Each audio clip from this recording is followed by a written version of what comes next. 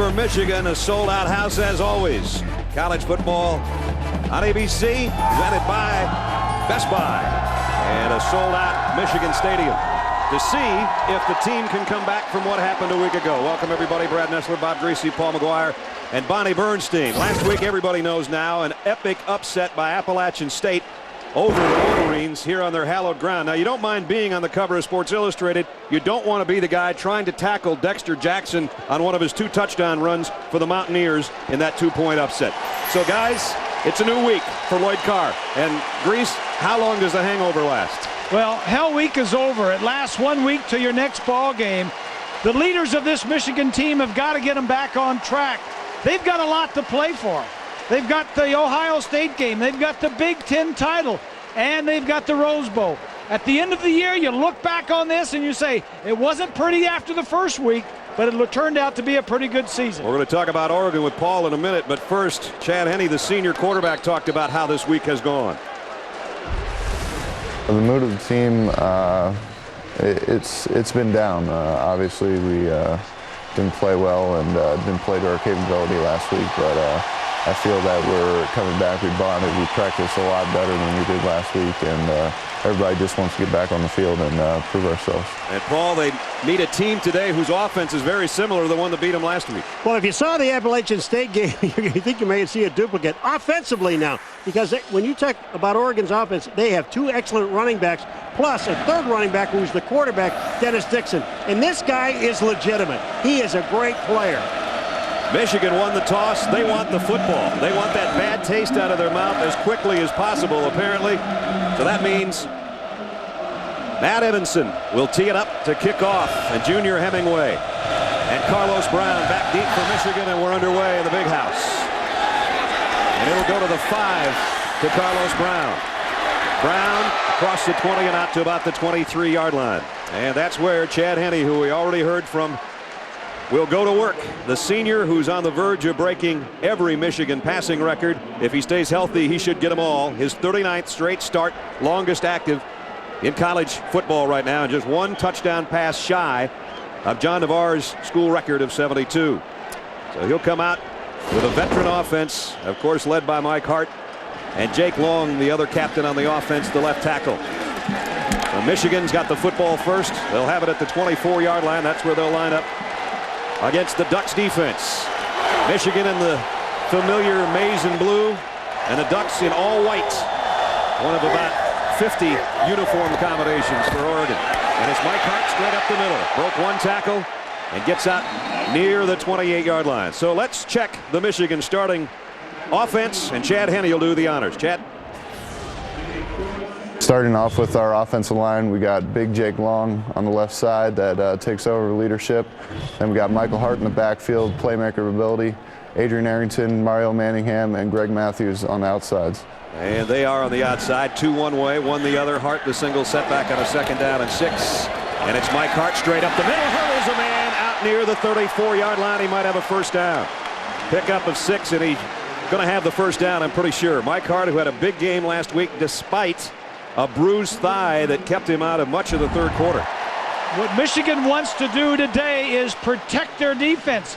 Their offense scored a lot of points last week, but their defense, with the spread option offense that Appalachian State used, scored a lot of points. The same offense, as Paul mentioned, is Oregon, so they want to protect their defense, eat up some of the time, take it off the clock. 2 tight ends set again, with Carson Butler setting up on a wing to the top of your screen. Both wideouts near side on first down, and it's Hart on a play fake, the pass, and Manningham's got a head of steam down the sideline. I beg your pardon, it's Butler, the tight end. He's moving so fast I thought it was 86 instead of 85. Pickup of 30.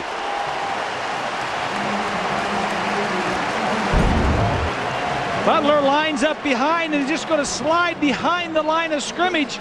They're going to fake the ball to our right and then come back, and he's wide open. A nice crisp throw and 3 good plays to start for Michigan. All the way down to the 35-yard line. So taking the football has paid off. Michigan received the opening kickoff, and they're down to the Ducks' 35-yard line. And now Hart spins his way for about 4 more yards against the Oregon defense. It's going to be set by their head coach, Mike Galati. Mike? Starting with the defensive line, where it all begins. The guy that leads that group, Will Tukwafu, is only a sophomore, a great player in fall camp. At linebacker, A.J. Tuatele, one of our captains voted on by his peers, and a playmaker, pure and simple. At safety and leading that defensive secondary, which is thought to be the strength of our defense, Patrick Chung. And there's the group that's trying to slow down Michigan right now with a 2nd down and 6. Both tight ends now on the wide side. The throw this time doesn't go to Manningham, and a flag down. Might have a holding out there. And I think it's going to be on Carson Butler, the tight end. It is on Carson Butler. He's out there to make a block, and he wraps his arms around the defender's neck. They're going to call that most times, aren't they? No. There's the holding call. Bill Lemonnier, the 2nd week in a row we've had Bill as our head referee. Let's take a look at the game plan, guys, as they back up the holding call and the penalty. 85. For Michigan offensively, like I said, they need to control the ball, help their defense. And for Oregon, it just is very simple. They have to stop the run. They have to stop Hart. They have to force this team to throw the football. And Henne has effectively so far. A wide open tight end on one. Manningham there. That was a good looking pattern without the holding call. Let's back it up to 2nd down and 11 now, back at the 36-yard line. And now Moondrouse, the fullback, in the lineup for the first time in front of Mike Hart. Chad Henne steps back to call an audible, and Oregon almost jumped offside. You can see they're blitzing, right? Nice play fake. Henne's going to go deep. Intercepted in the end zone. And bringing it out is Matthew Harper. Harper across the 20. Still going. Harper's got a convoy down the sideline. He's still on his feet across midfield into the 45-yard line. What a great return. 55 yards from the goal line. Huge turnover for Oregon. The thing about this, what I really don't understand, there's only one guy in the pattern. One man is in the pattern. And the whole defense, there were 5 guys back there. Take a look at this. It's a play-action pass, but watch this when you're downfield. Look at all the white shirts and only one blue. There's the blue. Manningham. Manningham never got to the inside. He couldn't get through his defender.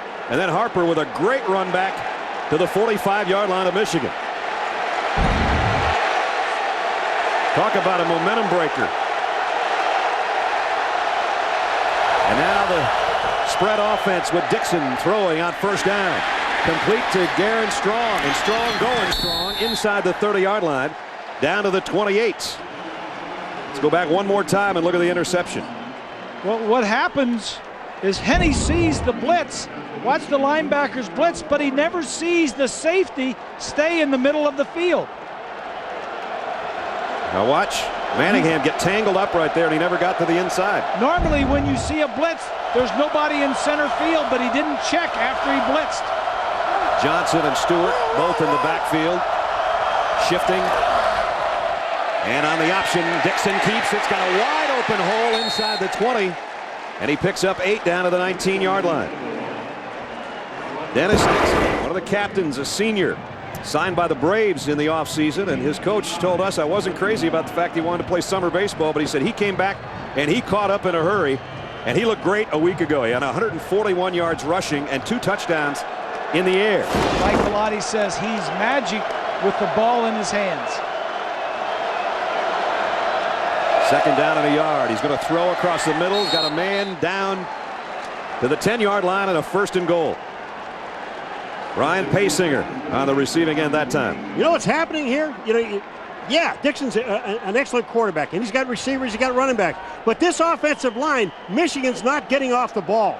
They're holding him at the line of scrimmage, and he's going to have all day, he being Dixon, to throw the ball. You see the Ducks go without a huddle. It's not necessarily a hurry up at all. They just don't huddle. It's 1st and 10 at the 11-yard line. They marked it back at the 11, so they can get a 1st down inside the 1.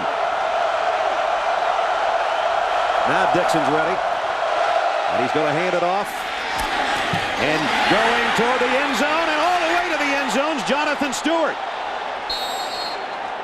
Down at the 1-yard line, and now it is going to be 1st and goal. Oh, man, I'm going to tell you that guy, Mark Lewis, number 71, the guard pulled and went up into the hole, and I'm going to tell you what, you can hear it all over this place. Watch number 71, the right guard, is going to come out right there. Watch 71. Bam! I mean, he gets a shot down about the 4-yard line. Stewart's a load, too, about 230 pounds. And now it's Dixon trying to sneak it in, and I almost lost the ball down at the bottom of the pile. It did look like he dropped the ball. It looked like he was going to recover it. So it's going to be 2nd down and goal. Take a look from the far side.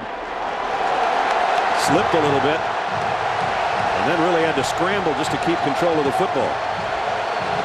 So 2nd down and goal. If you just joined us, Oregon, a 55-yard interception return from their own end zone by Matthew Harper set them up offensively in Michigan territory. They've moved it down now to 2nd down and goal. Dixon in the gun. It's Stewart to the end zone, touchdown Oregon. Just like that. I thought I heard a whistle before and there's the a play. flag down. There is a flag on the near side. That would be on the offense. No play. False start. 4. Offense. 5-yard penalty. How huge might that be if they don't get the touchdown? Now they're going to have to earn it. They're going to move it out to the 6-yard line. And it looked just that easy as Stewart went in standing up. And now Mike Bellotti and the guys have to rethink here. Catch your breath. Michigan came out, was moving the ball very well. One bad throw by Henne and a great return by Harper. Now Oregon's got it on the goal line inside the 5, maybe getting 7 points. Dixon fakes it to Stewart, wants to throw to the end zone. In traffic, incomplete. Broken up nicely by Donovan Warren, the freshman, number 6. Good play by the young fella. I'll tell you what, Dixon is not afraid to fire that ball in. I mean, he has an awful lot of confidence in his arm. Watch his throw here. He doesn't hesitate. Look at this ball. That's a great strike down. Ooh. Just good defense. You had pressure on the quarterback and coverage in the end zone. So now it's 3rd and goal from the 6. 3 wide receivers will break out of that huddle. And Dixon's going to call a timeout. Yeah, he doesn't want to blow an opportunity that's the right right here. thing to do. 10:32 first quarter. We'll find out if the Ducks can take advantage of that interception with a big 3rd and goal when we come back. This telecast is available on ABC HD, presented by DLP Picture Technology. Oregon a week ago was perfect against Houston in the red zone. 4 for 4, all touchdowns. Now they've worked it all the way down to the 1-yard line, but a penalty's backed them up to the 6, where it's 3rd and goal. And following the timeout, Dennis Dixon all alone in the backfield with 5 wide receivers at his disposal. That's a quarterback draw. They're going to throw a slip screen, try to get back to the line of scrimmage. Is Paysinger, and he didn't get anything. Nice job by the Michigan defense. Brandon Harrison made that play. And so Michigan holds. And as I said, that false start penalty killed them because they were in the end zone. Now they're going to have to kick a field goal. You're exactly right. Take a look. The touchdown, he's just going to throw it out here. Last week, Michigan was falling all over themselves to try and get in and make the tackle. This week, they get in and make the play. It just takes patience. So now Matt Evenson's going to try a field goal. He was 2 for 2 last week, 44 and 45. This will be a 23-yard kick. And it's up and good. So Oregon gets something out of the turnover. They much would have preferred the touchdown that they had, but it was taken away by penalty. They do get 3 after Henne threw that interception. Chad was doing well until that one throw. He'd like to have it back. He'll have a few more when we return.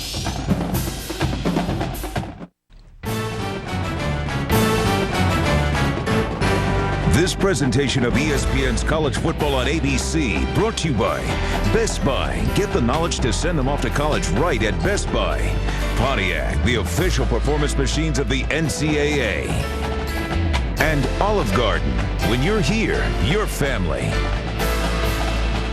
Schembechler Hall, that's where we spend most of our time when we're here in Michigan, where the football team practices, of course. Shrine that stands as a testament to what Bo was all about. Coached for 2 decades here, ending his career with 194 wins at what is college football's winningest program. We still miss him. He's been gone, 10 months? And it's weird to stand out here in our booth, usually to do it on camera. We didn't today because of the length of the first game. And he would always be in the box right above us, screaming down at us while we were trying to work, and I miss that so much. I asked Lloyd Carr yesterday, I said, it's Bo's building, it's named after him, but he's got an office there.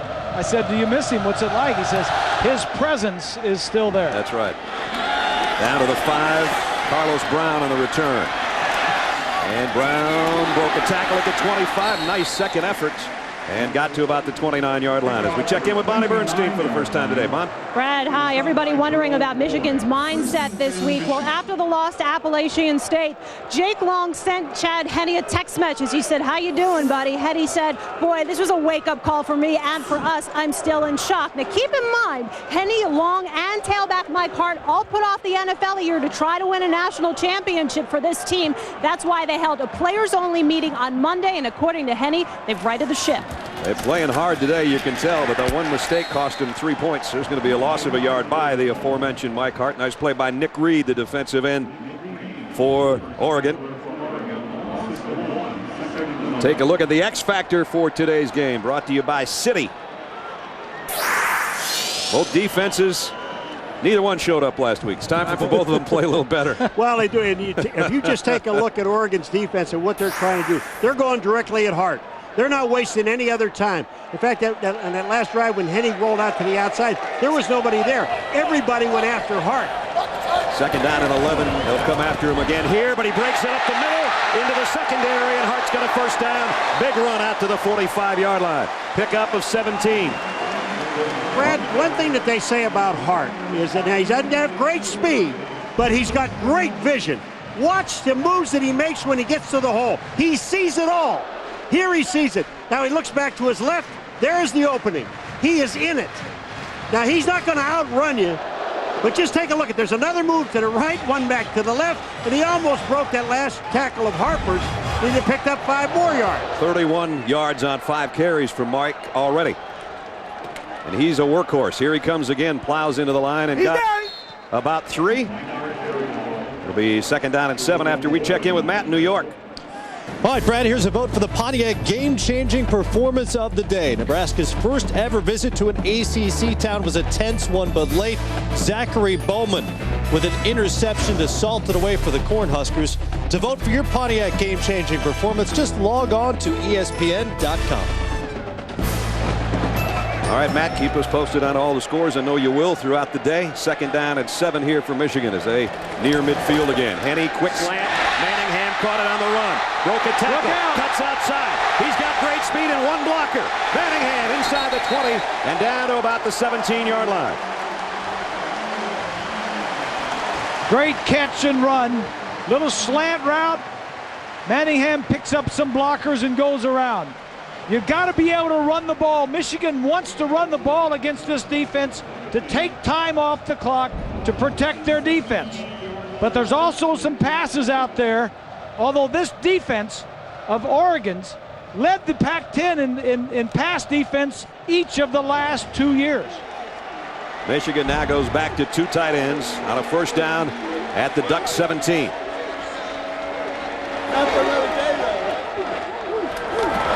Play action to Hart. Henne rolls, wants to throw, scans the field, now decides to keep it himself. And he got about a yard, maybe. You look at the timeline of Michigan. They've lost 3 straight games for the first time since '79. All the misery. I was talking about Bo. Bo passed away the day before they played Ohio State after going 11-0. They were beaten by the Buckeyes for the 5th time in the last 6 meetings. Then came the trouncing in the Rose Bowl by USC. And then the unthinkable last week, losing to Appalachian State in week 1. A very good football team of Jerry Moore's. And he did an excellent job. And Lloyd Carr said, you know what, I've never done this before, but I called him the next day to congratulate him because he didn't get a chance to do so on the field when the game was over last week. Mike Hart. And Hart stays on his feet, stays with it down to about the 9-yard line. You know, you talk about a classy move. You get beat by Appalachian State, the Division I AA champion for the last 2 years, so they're not a slouchy football team, and everybody's shocked. And so the airwaves and the newspapers are filled with Lloyd Carr stuff this week that isn't positive. Talk radio, sports talk radio, John. And you know what? He's just been Lloyd all week. Yeah. I mean, he's the same guy as if he'd have won that game last week. Well, he's too classy a guy to start naming names and start pointing fingers. All he knows how to do is go back to work and win. Hart, left side, got a first down with second effort. I know you talked to Coach Moore this week, Bob. I talked to Jerry Moore, and he says in Boone, North Carolina, it's where we spend some of our time in the summer, and he says, I got a call from Lloyd, and he says, I wish I could have taped it. He said, and played it for our players. He said he was just as great a guy, and just all the good things that he could have said, he'd said. Very, very humble in losing. and said a lot of good things about Appalachian State and how well they played, and they deserved to win and all the right stuff. As you said to Coach Carr yesterday, it wasn't good for Michigan or Michigan fans, but it was kind of a great day for football last week, because a monumental upset like that gets everybody's attention in week one. That was Alex Mitchell, the right guard, trying to pull, and he pulled way too quickly. Just one other thing about Carr is Coach Carr is that he, saying, as you said before, he has never done that before. Right. I mean, when you do something like that, it's not to make that guy feel good. It's that you respect that other coach. So Michigan now backed up to the 11-yard line on the false start by Alex Mitchell, who's been hampered with some injury problems, but back in there starting at guard today. Well, this is one of their problems that they had last week. Pre-snap penalties. Again, Henne stands up. Both wide receivers are to the near side after play action. That's what he's looking for. Throws instead to the tight end, Butler. And Butler's got it down to about the 7-yard line. It's a final race before the chase field is locked in, with 3 drivers still vying for 2 spots. Can Dale Jr. race his way into the chase? We'll find that out. Who'll be in and who'll be out? It all comes down to this. NASCAR Nextel Cup Series Chevy Rock and Roll 400 at Richmond. It's tonight on ABC at 7 Eastern, right after our football game. And we're revving it up here. We got a 3-0 Oregon lead, but Michigan on the 9th play of their drive has 2nd down and goal at the 7.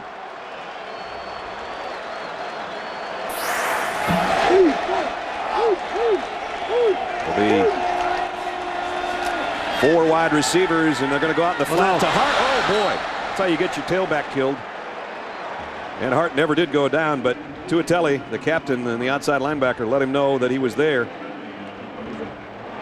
Packed house, 201 straight games. This place has had over 100,000 people in it.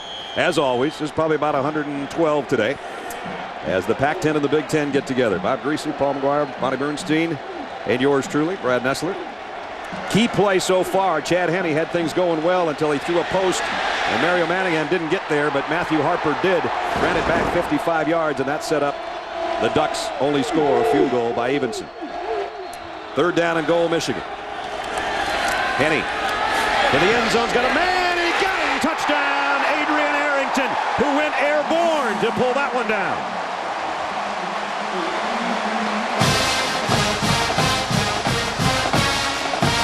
Chad saw him all the way, and he knew he had to deliver it high because there was a guy in front of him, and he put it right where it had to be. You're exactly right. When he threw this ball, I thought it was going to be picked, but he threw it to the 6th floor. Up the elevator, Arrington went right behind the white-shirted defensive back, gets his foot in. That was just a great execution. That's about as fine a catch as you're going to see this week, I bet. I say we work on that in practice all the time. Go to the back end of the line, jump as high as you can, and I'll throw it up there. So Michigan's got an answer to the Ducks' field goal in the form of Chad Henne, tying the record here at Michigan with his 72nd career touchdown. The 25 greatest players in college football history, presented by IBM, coming in 1 week. IBM, getting it done. Ribbon panel of former coaches, former players, and media members voting on that will reveal number 25 through 1 over the course of the season, announcing the greatest player in college football on the last week of the regular season. This guy's not bad. He's the best Michigan's ever had now, tying John Navarre anyway with his 72nd career touchdown pass. Pretty impressive. He started from game 1 as a freshman and now a senior.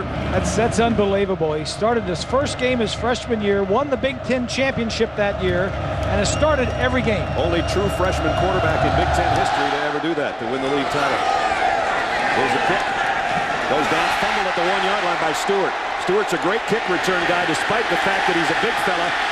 He's not going to get much out of this one, though, except a few bruises. He ain't going down easy. He's not. He broke about 6 tackles, but then he got tackled by about 6 Wolverines. Let's check the Oregon starting lineup. And I'm going to do the honors, I think, for Oregon. We didn't have a chance the last time they had the football.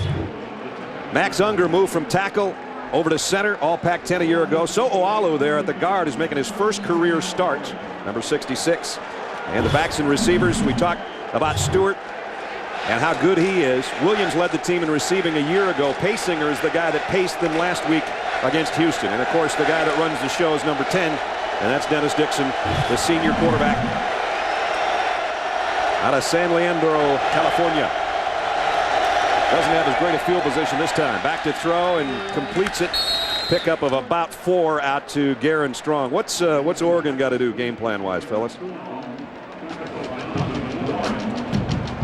We know they run the spread option, so that's part of it. Well, they got to spread out the Wolverines like the Appalachian State did last week and run up the middle. And I'll tell you, the offense just did a good job on that last drive to keep the defense off the field. The defense has got to do this 3 and out, and it's going to be tough against Oregon. He's going to go deep this time. He's got a man out there and got him in perfect stride. Brian Pasinger pacing down the sideline. Touchdown, Oregon. And no flag. I told you he's the guy that led the way against Houston, and he led everybody down the field on that one. An 85-yard touchdown pass. Grace, we have seen 2 perfect passes. One by Henny for a touchdown, and then this one by Dixon for a touchdown. On the outside. Outside comes in, they just do a little swing, and then Pasinger, 19, outruns Harrison, and a great throw by Dixon. He looked around a little bit and then saw he had single coverage and took a shot at it. And now they're going to go for 2. With a big lineup, they get the 2. Ed Dixon, the tight end, on a direct snap with a 2-point conversion. Hey, you love this? I've seen it all. I love it. I love it. It's 11-7, folks, and we're in Michigan, and the Ducks are in all white. Well, a shocked Michigan defense again. You know, Greasy said this. He said, you know, if you score against these guys, against Michigan, you get ahead. He said, this place goes quiet in a hurry. Yep. Well, it does, and it's not that intimidating a place to play. Here's the direct snap right here. That's a tight end there, and he just takes it and runs to the left. Ed Dixon, 6'5", 240, and he needed all of it and used all of it, and you can see the stunned look.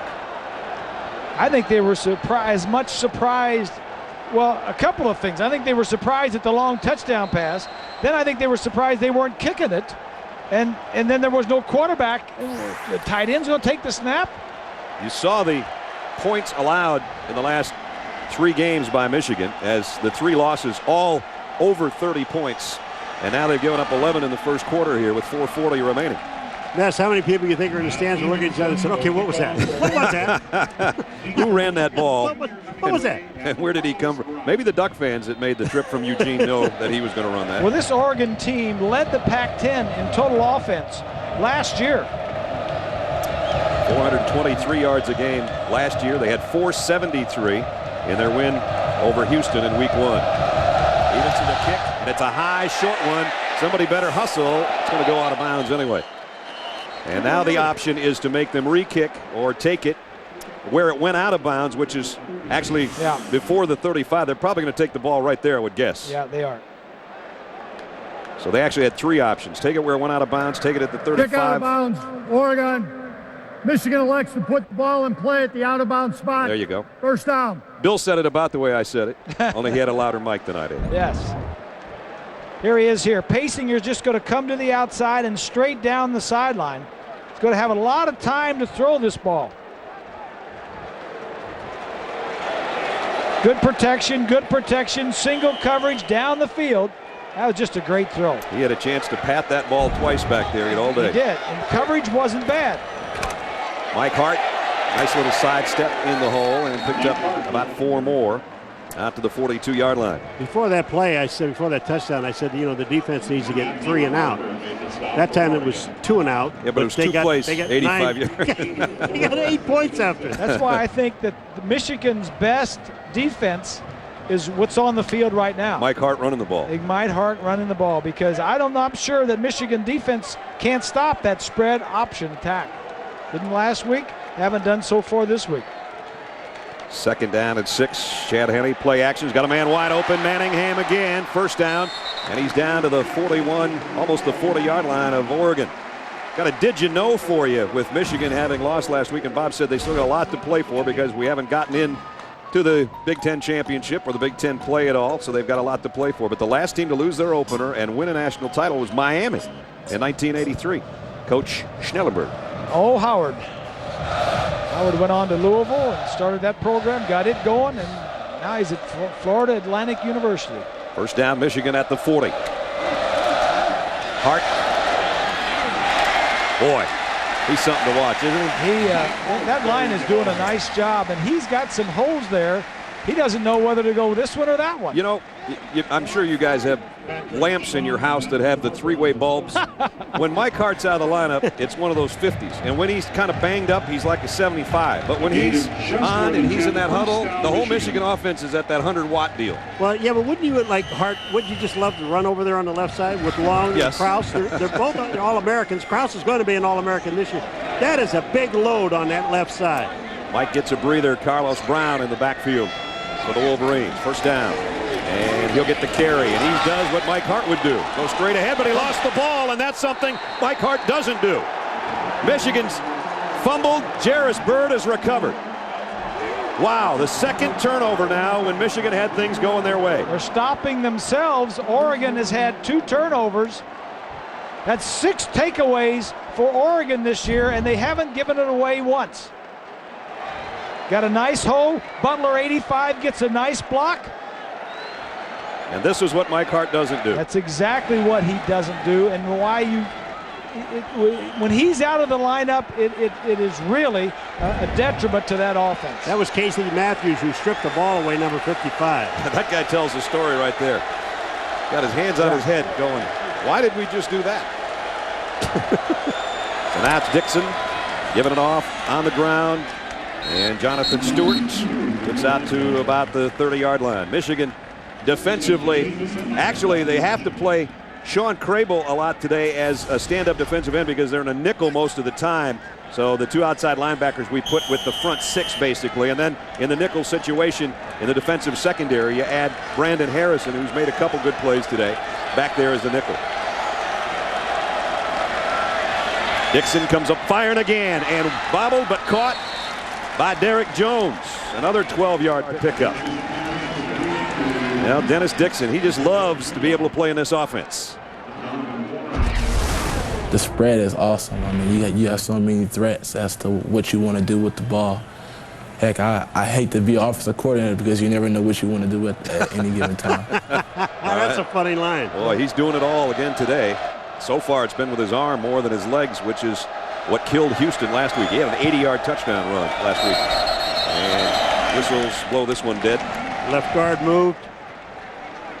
I think it was Chergy who came out of his stance.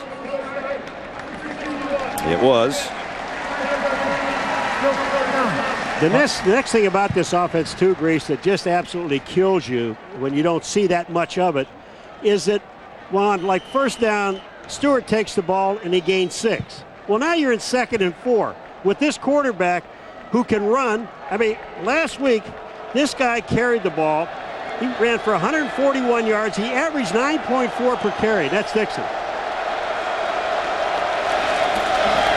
First and long this time. First and 15, running for his life, shows his ability to run right there and diving.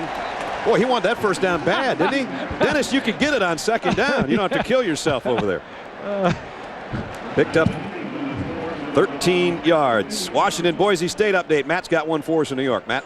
That's right, Brad. A Taco Bell update from Seattle, where the nation's longest win streak is in some jeopardy. Already 7-0 Washington. Lewis Rankin takes the pitch. He's up throwing to Quentin Daniels all by himself. Broncos down 14-0. Washington looks like a different team so far early, don't they? And Oregon looks like a pretty good team from the Pac-10 too. 6 more yards by Stewart before Jamison can bring him down, and they'll move the sticks again. But you know the thing about this offense, Grease, we talked to them, we talked to the coaches, and Ron English was just telling us, they spread you out. They spread you all over the field. They use sometimes 5 receivers, wide receivers. Now they've got 2 tight ends, they got 2 wide receivers and a running back behind the quarterback. Stewart, a big hurdle job, and down he goes, and the ball, oh, he didn't go down. The helmet is out. The ball is still alive. Check in with Bonnie. Talking about Michigan's defense, you have to know these players are on thin ice with Ron English. He said last week he doesn't remember the last time there were so many missed tackles, and he was adamant with these guys this week. He said, you will play hard, you will execute, and if you don't, you're going to be sitting on the bench. So he wasn't too happy when that deep ball went for a touchdown for Oregon last time out. Here's Dixon on the run, acting like he's going to throw, and you know he can't throw because he was over the line of scrimmage, but he picked up 4 yards on the ground. You know, talking about Ron, the way he walked into our meeting yesterday, I said, Ron, what came first, the first film session or the first practice session after you gave the kids Sunday off? He said, it was film first and then it was practice. I said, I just wanted to know which one I wouldn't have wanted to have been at. Well, you know, the thing about it is, though, Ness, I'll get to it right after this play with English. Hurry up. Third down and short, and Dixon, I think, has got the first down. He does. The thing about English is, you got to understand something. Michigan, they're starting 7 new guys on defense. So if you are going to take somebody out, who are you going to put in? You don't have anybody behind these guys. So he really has a dilemma. Paul, this is a defense that led the nation in rushing defense last year. Only gave up 43 yards a game. Only 43 yards a game. And you know, the guys that were behind those guys that left aren't you know, they could play a little bit. But they're not Woodley and Branch and Hall and some of those guys. And Leon Hall and Harris and you're right. All those 5 or 6 guys. They're on the NFL. But the thing about this is a spread offense.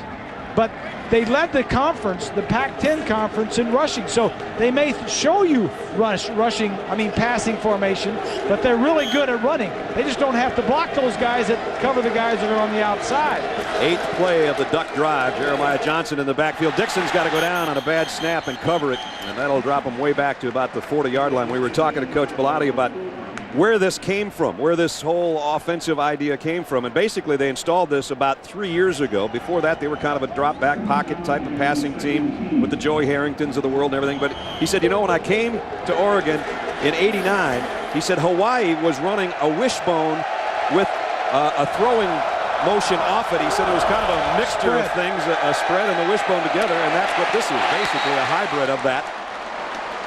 And we're seeing more and more of it, Grease, around college football. You really are.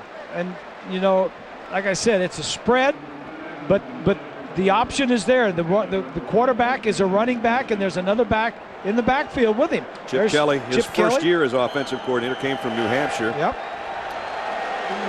Now, we're just seeing a couple of mistakes by Oregon, the Ducks. The bad snap on 2 snaps ago, and now the drop pass, wide open player. This is the first long yardage situation on 3rd down for Oregon. 53% of their 3rd downs converted last week. And this is 3rd and 17. Here they come. Dixon got away from the first man, and he's thinking about throwing.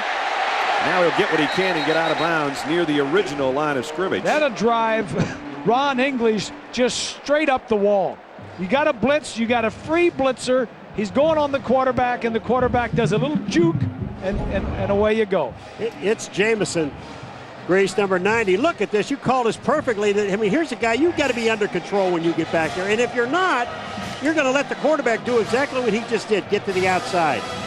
They're going to give Matt Evenson a chance for a long field goal. I mentioned he hit one from 45 and 44 last week. This will be a 49-yard field goal attempt. Brady Leaf to hold. Kick on the way, and it is wide left. Didn't get it. Close, but not quite. So no further damage done. The Michigan defense holds. They still trail by 4. You're watching ESPN College Football on ABC. Back in Ann Arbor, the Wolverines huddled.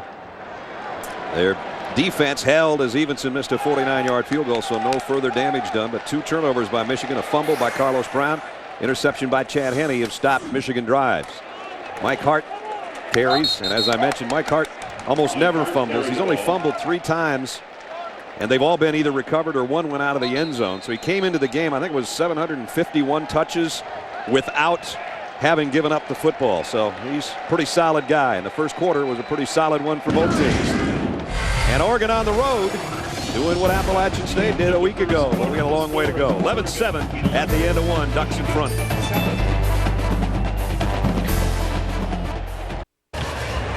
ESPN on ABC. College football lives here.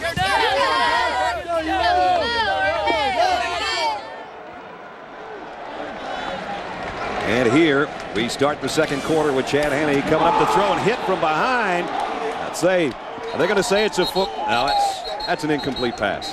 Henne took a pretty good shot. We start the second quarter. Welcome everybody. Brad Nessler, Bob Greasy, Paul McGuire, Bonnie Bernstein. Guys, we're on pace right now for 1,400 yards of total offense. I love it. I'm an offensive guy. I get behind the offenses and everything. But Michigan can't win that way. They got to control the ball some and help their defense. We talked about both defenses. They really have to do something because they didn't show up last week, and the defenses really have not showed up so far this week. So third down and long. 3rd and 7. Oregon showing blitz, and they're bringing it. Henne stands tall and fires and got Manningham for a first down. Out of bounds. You got to give Chad Henne credit. He saw the steam coming, and he hung in there, and he delivered a strike of 14 yards. Good point, Brad. And his guys up front picked it up, and he found the guy that was open, and there was nobody covering. Who was it? Arrington that caught it? Or Manningham. Manningham. Come in motion and then goes across the formation, and nobody goes with him. And he got it out to the 49-yard line. Michigan with the familiar-looking 3 wide receiver offense. We wouldn't have said that about 15 years ago, would we? This is Arrington, and he's got another first down, and he's all the way down to the 33-yard line. One of the things that has happened here, and they told us, Oregon, that they were going to do this. Both corners, Thurman and Bird, are going to stay on their side. They're not going to flip-flop with the receivers. So that these guys are basically playing man-to-man on the outside. They have that much confidence in both those corners. But so far, they have not done the job. Well, Bird was the co-Pac-10 freshman of the year and a freshman All-American, and Thurman was a second-team freshman All-American. So they learned under fire last year, and they're a lot better for it this time around in their second season. Here comes an end around. And it's Mario Manningham with a crease. When he's got a crease, he usually takes it to the barn, but he had one guy he couldn't beat, and that was Harper. Nice run, though, end around for 14 yards. The strength of this defense are the defensive backs, as you guys mentioned, the 2 corners and Patrick Chung. This direction, you get the defense going one way, and then you come back. Michigan has had the ball 4 times. They've scored once, and they've turned it over 2 times. You know, that guy's made 2 game-breaking saving. Yes. 1 an interception, and they're a touchdown-saving tackle. Boyd, the linebacker.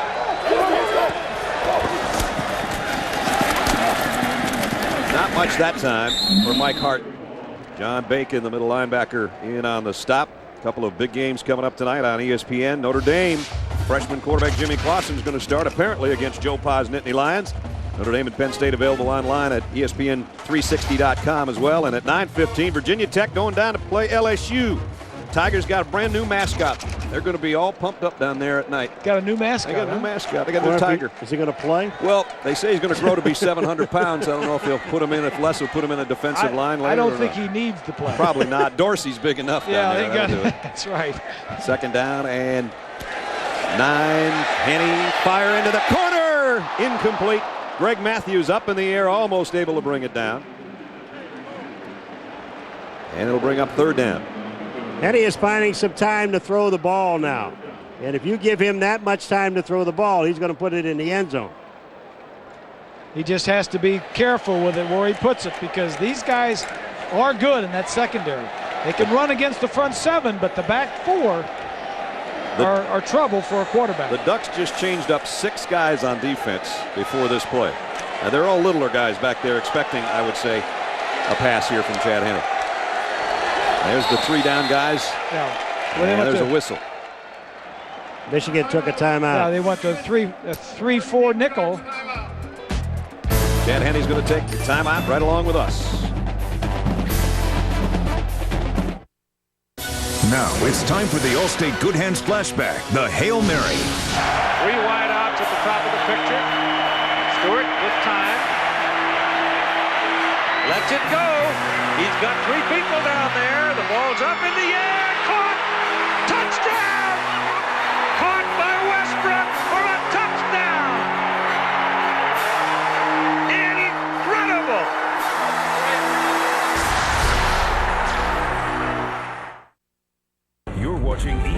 ESPN College Football on ABC.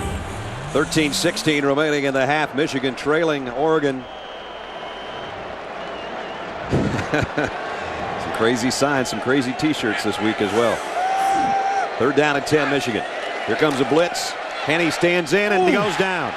Took a big hit, dropped back at the 26-yard line. Yep. Matthew Harper again. Harper is everywhere. He really is. He really is. I mean, but they send more people than you have to block. And Henne is limping. You're going to see Harper come right up. Watch this. They don't have enough people to block. And here comes Harper from the outside. Nobody to block him. Hart made a block. Long made a block, but there was nobody there. Nick Alioto, the defensive coordinator, went to a 3-man line and had an overload, a zone blitz from the left side. Unsportsmanlike conduct, number 34, Oregon. Dead ball, unsportsmanlike conduct, 20, Michigan. Goes offset, 4th down. The two captains, Mike Hart and A.J. Tuatelli, having a little at it at the end of that play. There's Nick, longtime assistant. Left at one time and ended up UCLA and then in the NFL for a while, but his heart always in Eugene and back there running the show defensively for Coach Bellotti. I don't think he needs that headset. He can yell down. Yeah, he can. Jason Gingell, who had a couple block last week, is going to try one here for Michigan on the way and hit the uprights. No good. So Michigan can get no closer. Oregon's defense holds. That's the way they feel in Ann Arbor today.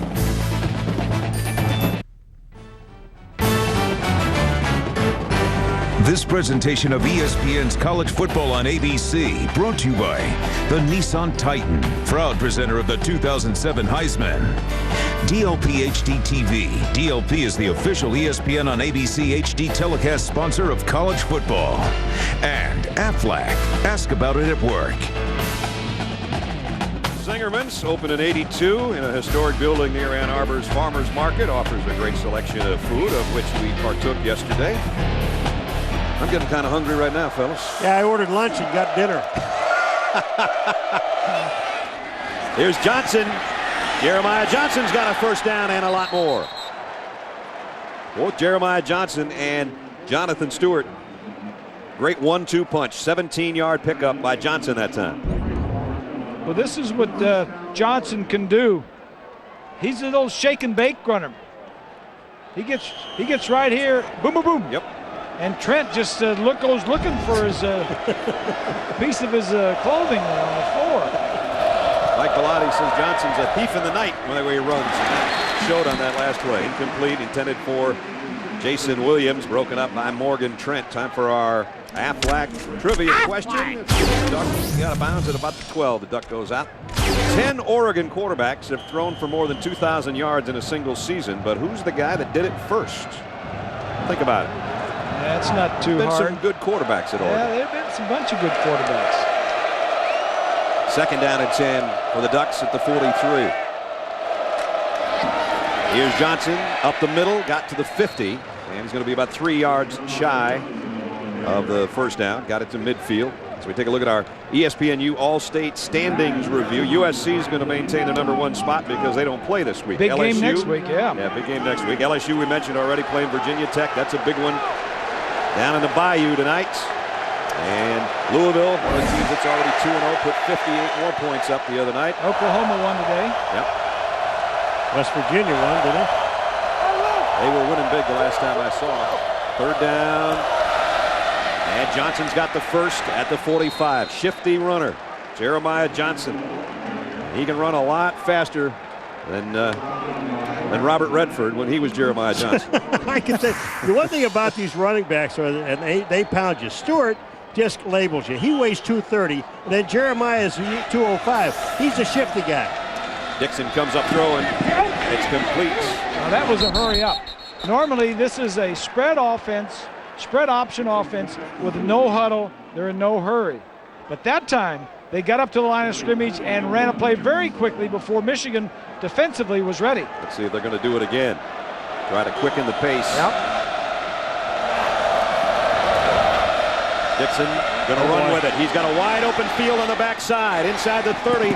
Tiptoes out at the 26-yard line. Just that easy, picked up 12 yards. Ness, we're seeing so many guys, especially the quarterback and the 2 running backs for Oregon, and Hart, again, for Michigan, with great vision. These guys, I mean, as soon as that hole opens, they're gone. They don't even hesitate. When you see Dixon and he's got that much room, get out of the way. Well, first down for the Ducks. They picked up the tempo by speeding up the no huddle right along here in these last 3 or 4 plays. Pump fake, Statue of Liberty to Stewart. To the outside. Stewart with a hurdle inside the 20, and he bulldozes his way down near the 10-yard line. What a run by Jonathan Stewart. And Paul said he's 230 pounds. He'll run over you. When he was in high school, they said he was one of the greatest running backs in Oregon history. The guy they said was the best one ever is over on their sideline. I know you fellas saw him before the game. There he is. Then Bobby Moore. Now, as we know him, of course, Ahmad Rashad. Was that a great run? That was a great run. That was a great run. First down at the 11. They'll try it again. This time, Michigan tried to stand him up, and they do. He got maybe 2, though. Brandon Logan, the linebacker, made the stop. Grace, you see any confusion on the Michigan defense? You know what? It seems like more and more teams are using this spread option offense. You spread them out. You use 3 or 4 wide receivers. You leave one back in the backfield along with the quarterback. And the key is the quarterback can run. The better he can run, the more dangerous this is. And Dixon can throw, too, which is what he's looking to do right here. And now he shows with a stiff arm on the sideline. Gets out of bounds at about the 9-yard line. He's a good-looking quarterback. And we talked about the athletic earlier about quarterbacks. Whack, whack. Who's the first one to throw for 2,000 yards in a season? It's our buddy, our teammate, Fauci. Dan Fouts. And that's the Oregon uniforms are a little different than they. That looks like a Packer uniform. Not Green Bay, yeah. No, that's. Fauci was the first one to do it, and 9 other guys have done so since. The uniforms the Ducks are wearing now are a little bit different than what he wore. A little bit different. Dixon, one of the guys that's thrown for over 2,000 yards in a season. Now he's trying to do it with his legs. And he goes out of bounds at about the 3-yard line. So it's going to be 4th down at the 3. See, I like what he does, though. You know, he knows that he can run with the ball. He can throw the ball. He's got everything going for him, and there's no sense of getting killed on one play. He is tired right now, though. I can tell you, having run around the last 3 or 4 or 5 plays. Got his hands on his hips right now. Yeah. And he's got a 4th down he's looking at. My man Dennis Dixon is tired. I said, let me hand this ball off to somebody. Or take a timeout. Hey, this is a huge play. It's 4th down and 2, and they're going for it. Dixon says somebody else take it, like this guy. Touchdown, Ducks. Jonathan Stewart for the touchdown. Talk about gambling on the road. They went for a 2-point conversion after their first touchdown. Yep. Now they bulldoze it in on a 4th and 2 at the 3-yard line. There was a hole. Mike Bellotti on the sidelines, calling the plays, punching the buttons, deciding to go for it on 4th, go for a 2-point conversion, making all the right calls. And now they're going to kick the extra point. Daniel Padilla to attempt the Daniel Padilla in for the point after. Giving the freshman some time, and he puts it right down the middle. So Jonathan Stewart, we talked about him on that drive. He looked pretty good on the final play of the drive. 2-yard touchdown, and the Ducks go in front by 11. You're watching ESPN College Football on ABC. Where the Oregon Ducks lead the Michigan Wolverines, surprisingly, maybe to some, 18-7. 74 yards and 11 plays in just over 2 minutes.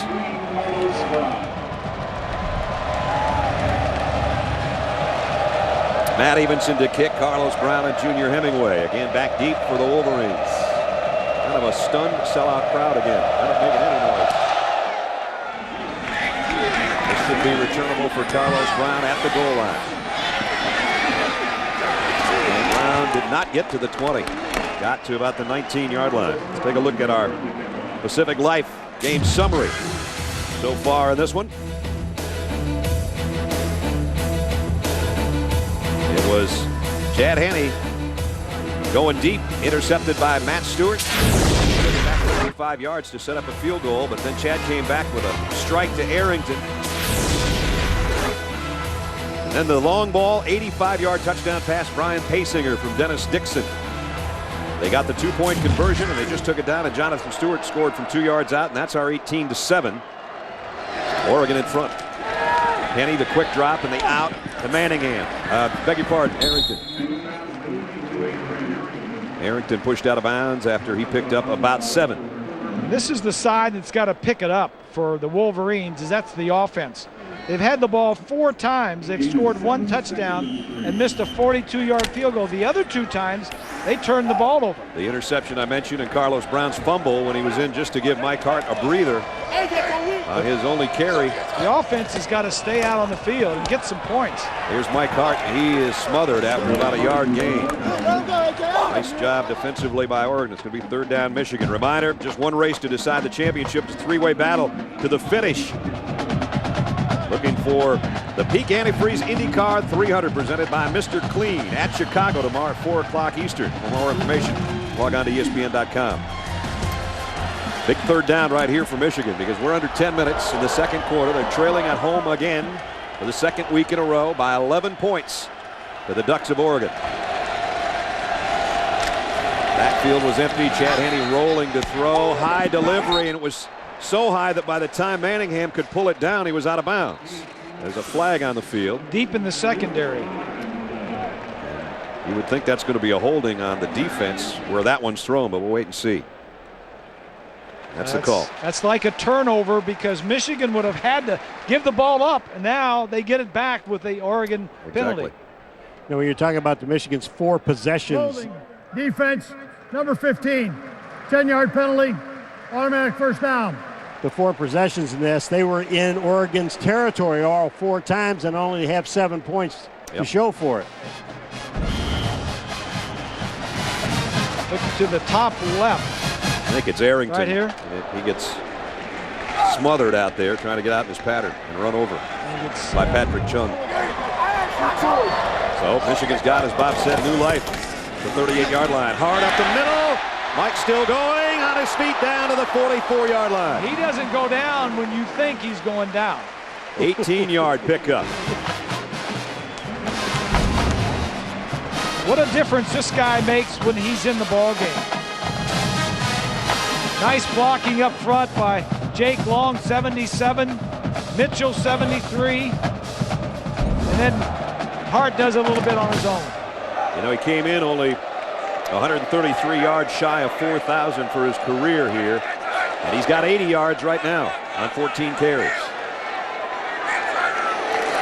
Here comes Mike again. Left side, got a blocker in front. Boy, we've seen some good runs today. Mike Bellotti knew coming in, the head coach at Oregon, that this guy was going to be tough. Well, you're also seeing an awful lot of good blocks at the line. He's got great balance. He breaks tackles. He doesn't go down easily. He has deceptive speed.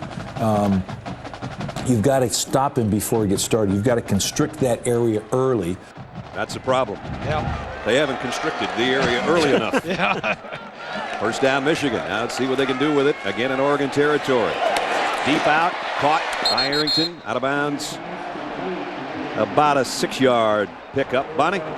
Talking to Kwame Ajiman, one of Oregon's linebackers during the week, they were obsessed with their preparation of Hart, and they sort of have this 2-pronged approach. One, you see how easily he shed tackles. You can't just throw one guy at his ankles and expect him to go down. So they wanted to swarm him, surround him with white jerseys every time he had the rock. The other thing, as you guys alluded to, they really want to penetrate the backfield early and force him to redirect, because if you watch hard enough, you know if you let him run a straight read without slowing him down, he'll bust a big one on you. And he's busted a couple of big ones already today. Both backs, all 3 backs have played very well. 2 for Oregon and Mike Hart for Michigan. And it's Mike again, and this time they do swarm around him. He only got about a 2-yard pickup. You know, Nick Aliotti is a very vocal defensive coordinator. Just listen to him before the game down on the field here in Ann Arbor. Let's go D-line. D-line's big today now.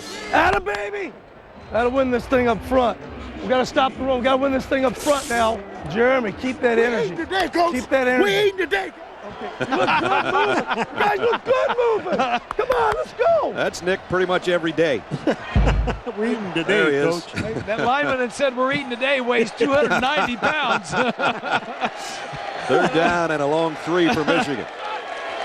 Henny, here comes a blitz. And down he goes again. Second time the blitz has gotten to him. It was the defensive end, Jeremy Gibbs, that got him, but it was the pressure of Nick Aliotti's defense that got to him. That was Gibbs that was just saying we're eating today. Yeah, he just ate up the quarterback of the Wolverine. Number 99, Jeremy Gibbs, 6'3", 290 pounds, and he gets to the quarterback. Look at this. He gets through the block and then down at the quarterback's knees. Henny has no chance. You know what? The Michigan offense, Jake Long especially, was holding his palms up as if to say, why don't we go for this thing, or are we going to kick? And there was a long time to make the decision. And now they're going to try to kick, and it's going to be Jason Gingell, who missed one earlier and had a couple blocked last week, and this is a long field goal attempt. They officially call it 50. And now the officials stop play. Delay a game. I don't know if they're going to kick a field goal from 55, are they? And this is what killed them last week against Appalachian State. Penalties, missed field goals, missed opportunities, and turnovers. 5 times in Oregon territory in this first half. 5 times, and they scored once, 7 points. And now they've got a punt. So they went from an opportunity for a long field goal to having Zoltan Mesko have to come in and punt it away. I don't think Oregon's buying that this is going to be a punt. Now they're in their regular defense. Just safe defense. And he will kick. He's got a tremendous leg, but he hit this one way too far. All the way out the back of the end zone. So now Oregon's going to have the ball back, and we'll see if Ron English, Michigan Wolverine defense, can slow them down. So far, they haven't.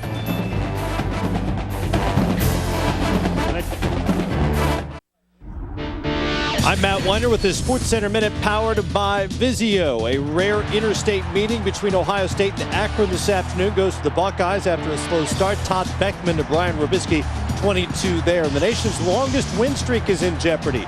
Jake Locker to Marcel Reese, 58 yards. Washington leads Boise State 24-7. The Broncos have a 14-game win streak on the line. I like that Jake Locker kid, Matt. Thanks for the updates. I was impressed with that kid. ESPN's presentation of college football on ABC, presented by Best Buy. We're at the Big House. 18-7 Oregon. And here comes Stewart again, rumbling into the secondary. Picked up about 8 more yards. So let's see, we've got about 265 yards of offense for Oregon, and we still have 7 minutes to go in the second quarter. Scored in 3 of the first 4 possessions. Time of possession is in their favor. Here's Stewart, cuts to the outside, hurdles his way out to the 50. Boys, he had a couple of great runs today, or what? 23 more yards for the big fella. Well, he saw Warren out there, and I just think he made a left to just run over him. He didn't have a chance to really run over anybody yet. So here he comes when he breaks it out.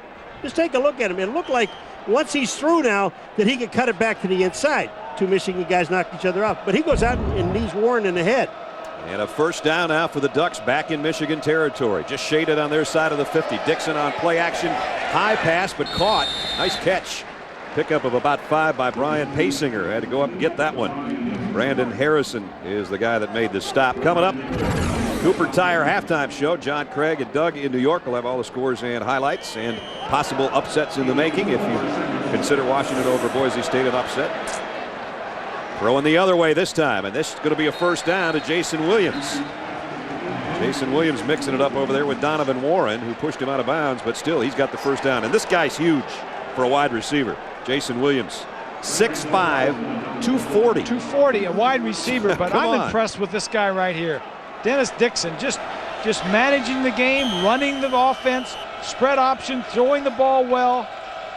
It's his show right now. Jeremiah Johnson, this is one of the few plays Oregon has lost yardage. Well, what Michigan needs is a turnover. They need to jump up. Last year, Oregon was one of the worst teams in the nation in turnover margin. They were 109th in turnover margin.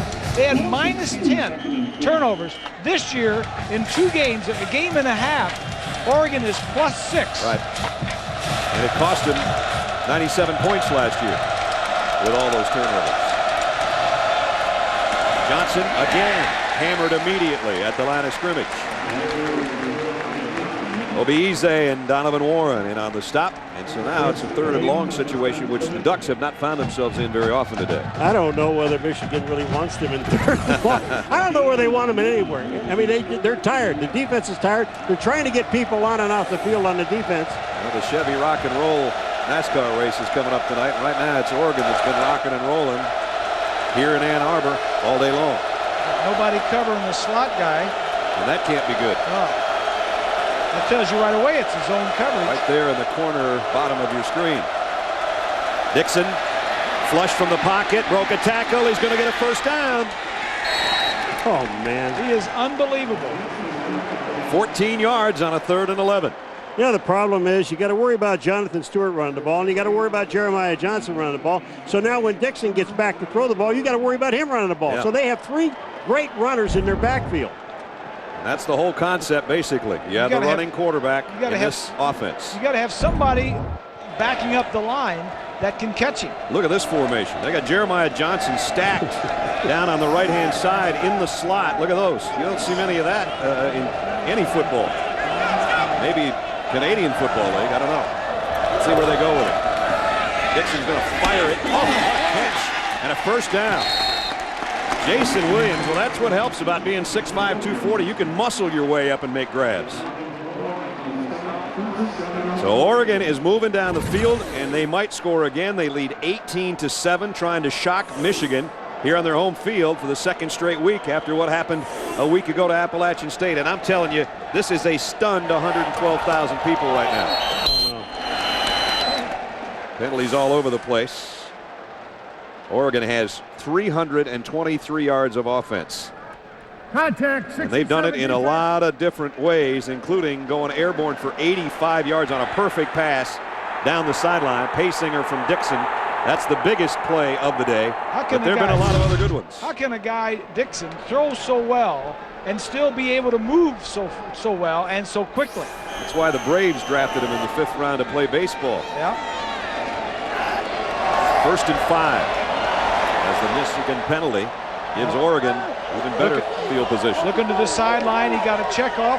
They saw the cover, the defense, they're checking it off from the sideline. At the 9-yard line, pump fake, Statue of Liberty, Stewart, and now it's Dixon. He had me. He didn't give it to him. He didn't give it to him. He faked you. He got you, Ness. He got me. Touchdown, Oregon. Was this a beautiful play or what? And they were waiting on the outside for Stewart to get the ball. Watch this. The right-hand side of the defense, they're waiting for Stewart. They're waiting for Stewart. Now, he doesn't give it to him. He's going to keep it and come this way. Earlier, they ran the Statue of Liberty where he did give it to him. Just a great call. And a touchdown. I love it. Capping another 80-yard drive. Extra point is up and good. It is 25-7 Oregon. Oh, the Michigan faithful are beside themselves. Here's another look. What a beautiful play. Boise State would love it, wouldn't they?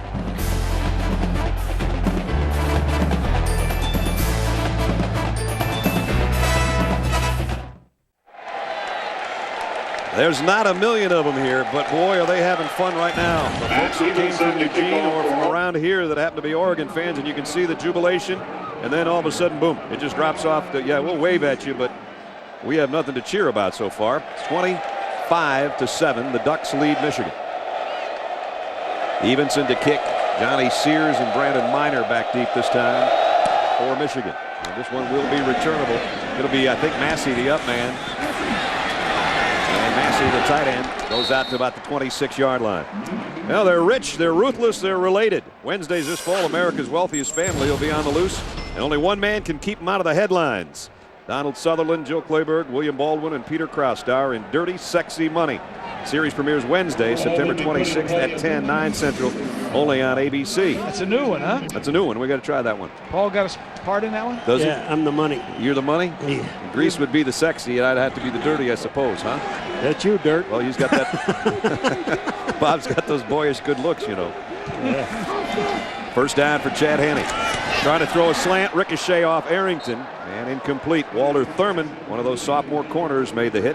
You know, that fake Statue of Liberty, that was another one of those plays when I said before about the 2-point play when they in stands and people went, what was that? Yeah, what was that? They just did that again. And would you want to tell me what that was? What was that? I tell you what, Jared Zabransky, the quarterback from Boise State last year, would have loved that play if he's watching someplace. Let me tell you something.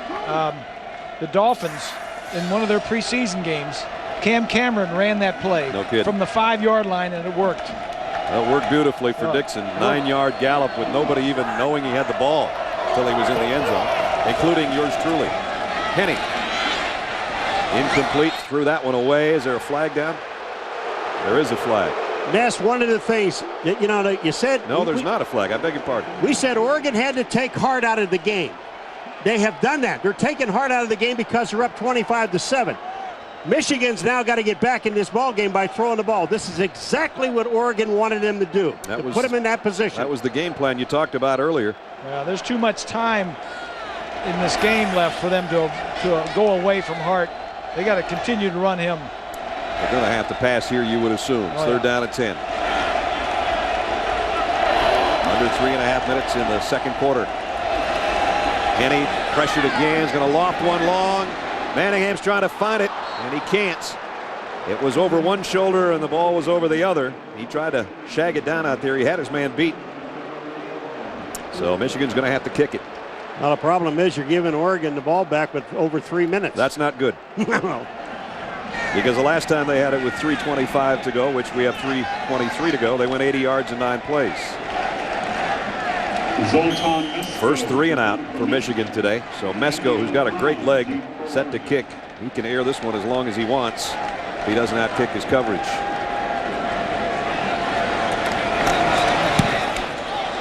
High arching spiral. Way back to the 22. But now coming straight ahead is Brown. And he's got a nice return back to the 39, almost the 40-yard line. 52-yard kick, but again, he got 17 coming back. Got a question for you. Who am I? I'm best known for my success as a coach, but I hold the Oregon career mark for highest average yards per carry. Who might I be? This one will trick you a little bit. That's a tough one. That is a tough one. That's a tough one. Somebody had to really dig for that one. John McKay, the coach, running back for Oregon back in the late 40s, and a successful coach, of course, especially at USC before going out of the Tampa Bay Buccaneers. Dixon, deep ball, man wide open, got it, perfect. This is an Oregon touchdown. Derek Jones. It took one play for Dennis Dixon to throw another perfect pass. 61 yards, touchdown Ducks. There's another one of those. And what was that? I'll tell you, this guy is so good. This Dennis Dixon, when he said he loves this offense, I guess so. They got, 800 yards so far? I'll tell you what, they may be close to 500. Wow. 393 officially. And we're not at halftime yet. Dixon, an 85-yard touchdown earlier to Paysinger, and now 61-yard rocket to Derek Jones, and Padilla's extra point has added to the Oregon total. It is 32-7. All I can say is wow right now. Well, let's take a look and see what happened.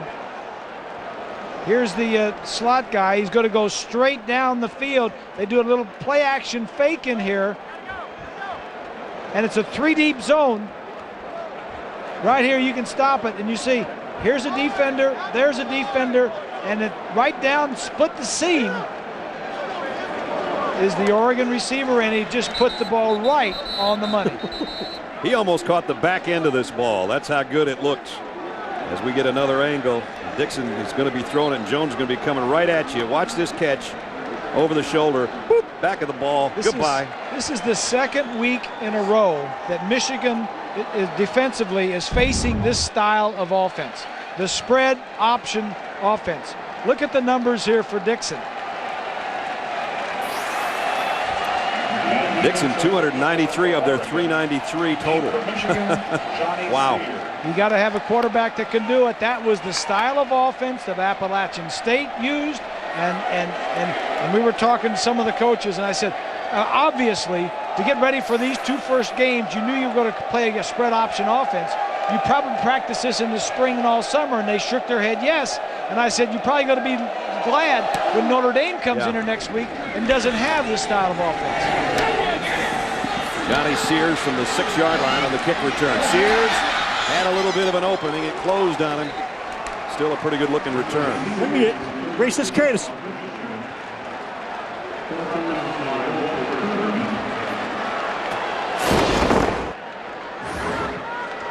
There's a passing chart of what Dennis Dixon has done today. Pretty impressive, huh? He got 162 yards either down the middle or down the left side, and 2 of them touchdowns. Grace, you know, when you brought that up, what about teams like Notre Dame? Do they change offenses now? Can they change offenses to play Michigan? No, they can't change and do what these first 2 opponents have done. I mean, they can use a spread, but they don't have the quarterbacks that can do what Armani Edwards last week did for App State, or what Dixon is doing here this afternoon. Mike Hart got about 8 as the clock winding down. 2:40 remaining in the half.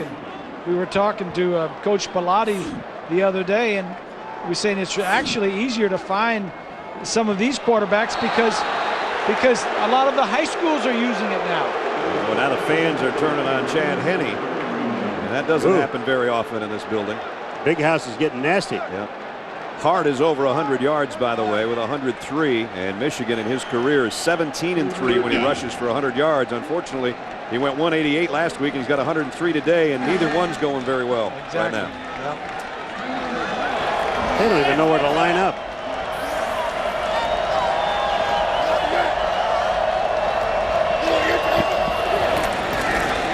And Mike, another carry, nice move.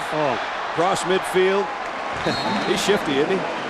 He's shifty and he's strong. Yes. He's fun to watch because he sees it all. There's an Oregon player down, but he really does. He sees it all. He's not one of these flashy guys, but what he does do is he's got enough power, and his feet are so quick that he can make that one little quick move and still pick up another 5 or 6 yards. And there he is getting a quick breather on the sideline. He's checking out his last run up on the Jumbotron down on the other end of the field. As you see, his 21st career 100-yard game. And now he's only a few yards shy of hitting 4,000 for his career here at Michigan. Minor in to take his spot. That was a wicked hit at the end of that play. 8-yard run by Minor, though. And so Michigan's back in Oregon territory. The only problem is when they get there, they've got to do something with it. And they desperately need a touchdown before halftime. Any kind of points would help, but they're looking for a touchdown. Henne throws a perfect strike on the quick slant to Adrian Arrington. They've tried that play 2 or 3 times today. It's worked a couple of times. Yeah, they need a score here, and they need a touchdown. 3 quarterbacks on the sideline signaling the next play in. One is the live guy, and the other 2 are dummies. And we don't mean that they're dummies, just for their parents that are watching at home. Mike Hart, man, did he get hit that time. Fatete put a Tay on him that time. The big guy out of Medford, Oregon, 310-pounder. Fatete is out here on the left side. Ooh, nobody. He weighs 310, but 10 of it's his hair. And he in trouble again in the pocket, and the pass tip. Arrington trying to find a handle and couldn't. Boy, he tried to catch that about 3 times. And Walter Thurman finally knocked it away from him. Well, one of the problems, Henne's got people at his feet all the time. I mean, they're getting to him. They're getting close. What they're doing is they're forcing him to throw the ball when he doesn't want to throw it. And with that, he's only one of his last 6 attempts. And now he's got another one probably upcoming here. It's 3rd down and 9. 1:20 remaining in the half. If you're just joining us, you're maybe as stunned as some of the folks here in Ann Arbor today, because Oregon's come from the Pac-10 a long ways away. Stayed on their West Coast time, and they're putting a, Midwest licking right now on Michigan, 32-7. Henne gonna scramble. Now backs up. Still looking for a receiver all the way to the Michigan sideline, and then got unceremoniously knocked out of bounds right in front of his own bench by Willie Glasper. The difference in the 2 style of quarterbacks. Dixon would have had that ball, taking it down to the 10-5-yard line. Hart goes to the sideline, straight to the sideline, and didn't pick up anything. Mallett's coming in, I think. Well, maybe not. Chad's walking back out there. They were going to send in Ryan Mallett, I think, but they had a head chin strap problem or something, so Chad Henne is going back out there. You got 4th down here. 4th down and a bunch. 4th and 12. They need to go all the way to the 20-yard line. And now timeout, Michigan. So part of that's due to the fact that Chad Henne is shaken up. They couldn't get the backup quarterback in, and then with the confusion, the time was winding down, and Michigan takes a timeout. Okay, heading to the Home Depot. Big event going on. Honey, promise me you won't go overboard.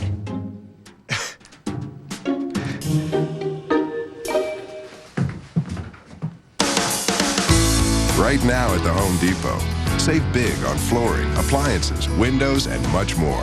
With no payments, no interest for 12 months on purchases of $299 or more with your Home Depot consumer credit card. The Home Depot. You can do it. We can help. Ryan Mallett, 6'7", 252-pound freshman, is warming up on the Michigan sideline as Chad Henne, when he ran that ball the last time, was dumped out of bounds and appeared to be shaken up, but Chad's going to come back in. So he's going to tough it out. Whatever hurts, he can grimace about it, but he's coming in on a 4th down that Michigan needs 12. I just don't know if I'd like to give Oregon the ball back. They're going to have over a minute and 2 timeouts and on the ball at the 30-some yard line. If this is incomplete or if they don't get a 1st down. Henne down the middle, got his man. 1st down, Michigan. Giving some ground is Manningham, trying to get extra ground, and he's got a 1st down. So Henne stays in. He throws a strike to Manningham, and Michigan keeps on going. 17 yards, Grease, on 4th and 12. Yeah, this is a big pitch and catch right here, and then Manningham almost gives it back by retreating to get more ground. He almost gave up the 1st down, which is what they needed right now. Did get down to the 14-yard line. 1st down, Michigan, in desperate need of a touchdown here before halftime to try to get back in the ball game. Mike Hart down to the 6. Jerome Boyd, the linebacker, brought him down. Clock winding. We're under a minute. 32-7. Oregon leads Michigan. Michigan was ranked 5th in the country last week before being upset by Appalachian State. And now for the first time since 1967, unranked after week 1. And they're not worried about where they are in the polls right now. They know they're in a dog fight or a duck fight.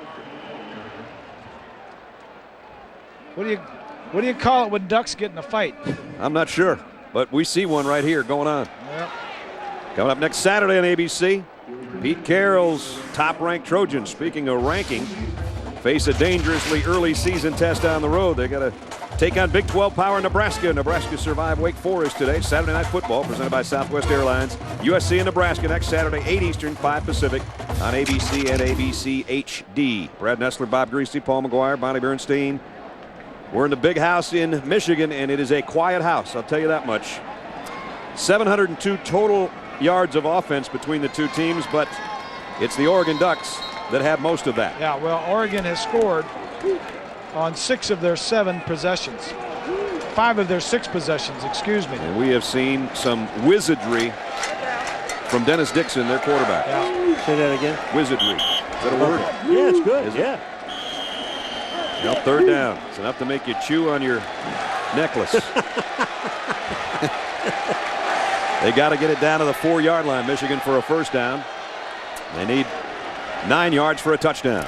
Here comes the pressure on Henne to the end zone. High, and this one not catchable by Adrian Arrington. He got away with one of those on the other end in the 1st quarter. And not that time. I like what Oregon did right there. They just came. They just sent them all. They said, you know, if you're going to throw that thing, you're going to have to throw it quick. And I don't think Henne got a chance to set himself. I think you got to go for it. Well, they're going to. Yeah. Henne stays out there. It's 4th down, Michigan. You need what, 4 yards for a 1st down and 8 yards for a touchdown. Right now, they'd love to get to the 4-yard line. That'd help them. Only 31 seconds left in the quarter. Send them all again.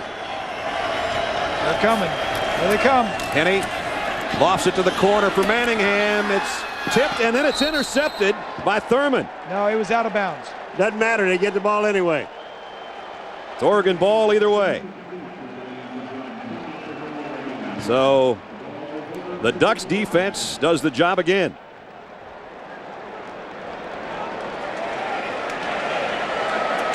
Oh boy. There you go. Take a look.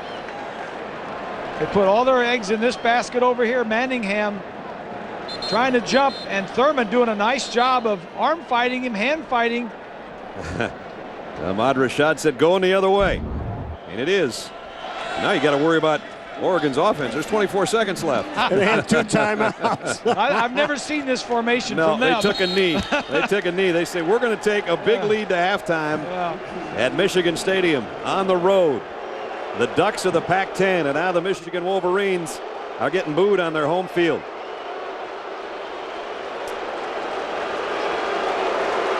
They head to the tunnel.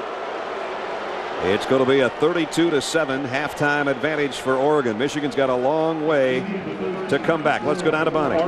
Dennis Dixon's had so much success with his hands and his feet, Lloyd. Where have the defensive breakdowns been? Well, I think we've given up 2 big plays. Obviously, our offense has not helped us at all. Speaking it's of not just one thing. With the offense, how do you get some better protection for Chad Henne? Well, Chad's got to get rid of the ball a couple of times. We've turned the ball over twice. That's really been what has hurt us. Any idea what the injury is with him? Sure I do. And I guess he's not going to tell us what it is. Nope. Never. So it's halftime. 32-7. Guys, I tell you what, we're a little bit shocked. I don't know about you. Let's check in with John and the guys in New York. Craig James and Doug Flutie. Shocked is an understatement. And Lloyd Carr, what he has in the locker room better be magic. He's talking about his offense, Doug. His defense has given up 66 points in 6 quarters of play. Appalachian State showed their hand. They showed this defense. They spread them out and went after him. Michigan can't. Last year, all we talked about was how physical the Michigan defense was. This year, spread them out, and the secondary can't hold up, and Dixon's running wild. There used to be helmet games in the country, and Michigan was one of those helmet games when teams would walk in there and they'd see the big house and they'd see that Michigan helmet and they would melt. Oregon would have melted in the past. That's not happening now. You got an Oregon team so confident of themselves on the road that they're going for it on 4th down and 2 or 3 at the goal line. They're going for 2 instead of kicking extra points. It's unbelievable how little respect that this Michigan team now has out in the country. And this is 2 weeks in a row at home getting their tail kicked. Offensively, they still got Henne. They still got Manningham, Arrington, and Hart, and have ability. It's defense. But defense is what's killing them. 67 was the last time they lost 4 games in a row, which they're about to do if they can't come back in this one. Earlier today, West Virginia, who's moved up to number 3, facing Marshall. And Pat White, we know he can do it with his arms. He can do it with his legs as well. 20 yards here. You notice they're down 16-13, though, in the 3rd quarter. This was not a blowout game. Marshall came and played extremely well today. Bernard Morris to Cody Slade here, and you're right. It was just 27-23. But then running back Noel Devine goes 12 yards. True freshman out of Florida coming in. He's probably the guy that's going to take over, be the next 2,000-yard back for Slayton. You know, Slayton finally got himself going. It was middle of the game. He only had like 10 yards of offense, and he ends up with 150 or plus. So Slayton and White both over 150 yards. Slayton 144 of those yards in the second half, as you said.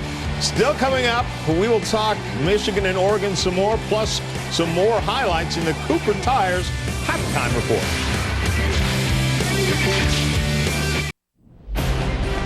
ESPN on ABC. If you wanted an example of just how dominating Oregon has been in this game, look at that offensive line explosion. That was a 4th and 2 for Jonathan Stewart. He takes it.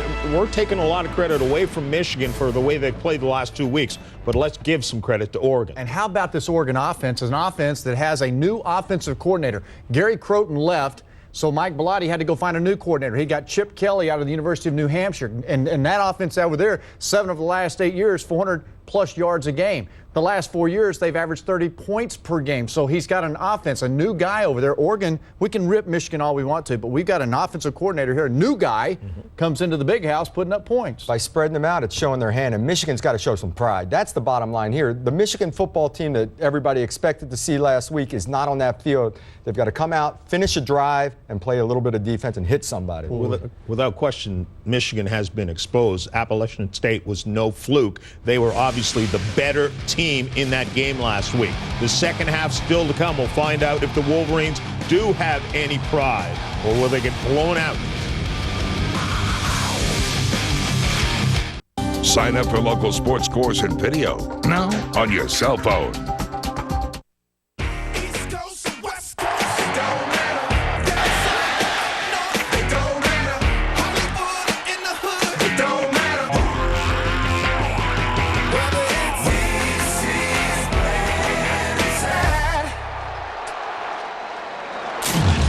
ESPN's presentation of college football on ABC, presented by Best Buy. I don't know if that's the best idea by Jeremiah Johnson. We still got a half of football, but so far the Ducks have been hammering the Michigan Wolverines in front of their hometown crowd. It is 32-7 at halftime. Welcome back to the Big House, a quiet house, everybody. Brad Nessler, Bob Greasy, Paul McGuire. Bonnie will join us in a minute. I don't know, Dennis Dixon, if we can vote for him for Pac-10 Player of the Year at this point in week 2. He's looked pretty good. Where do I sign up for this style of offense? I've not seen a lot of this, but I know Michigan has seen it the last 2 weeks, Paul, and I don't think they want to see it again the rest of the year. And the ball's going to go out back of the end zone. And let's check in with Bonnie.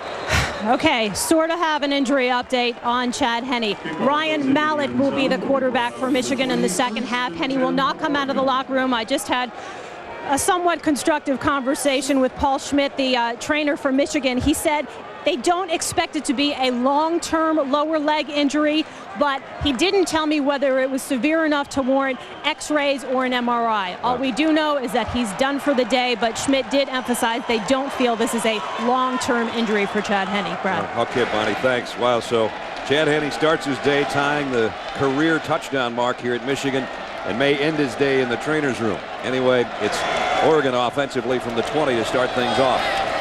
And much as they did in the first half, getting big chunks of yardage from Jonathan Stewart.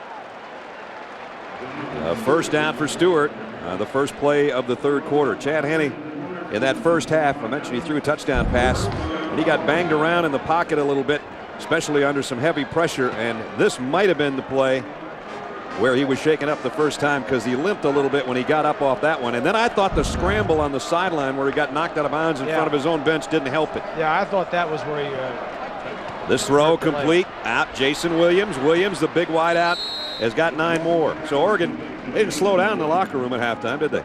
And neither is Dennis Dixon. No. I'm really impressed with this kid. If he goes up against USC and plays this type of... remember the coaches of Michigan said they went and looked at USC and said, how did USC defense this offense? And they said, well, very patiently. They gave him some yardage, they gave him yardage, they gave him yardage, and sooner or later, they'd stop themselves last year. This year, not making the mistakes. Our Pacific Live game summary, statistically in the first half, Oregon had 390 yards of total offense, and Dixon had 293 of that himself. You see Michigan had the time of possession, but both those turnovers in Oregon territory, and so all their trips into Oregon territory only paid off with 1 touchdown. On short yardage, Michigan's defense holds this time. Sean Crable and John Thompson answer the call, and Oregon, believe it or not, is going to have to punt. Well, Oregon a week ago, Brad, they did not turn the ball over. This is and the in first, this game, they haven't turned it over either. Excuse me, Paul. It's the first punt of the game for Oregon. You might have forgotten how to punt. We'll find out. Josh Syria will kick. And it's Greg Matthews back deep for Michigan. Josh Syrie. Here's an interesting looking punt formation again for the second week in a row. Oregon and they're going to take a timeout. They might have been a guy short, were they? Timeout, Oregon. They'll punt it, we assume, when we come back.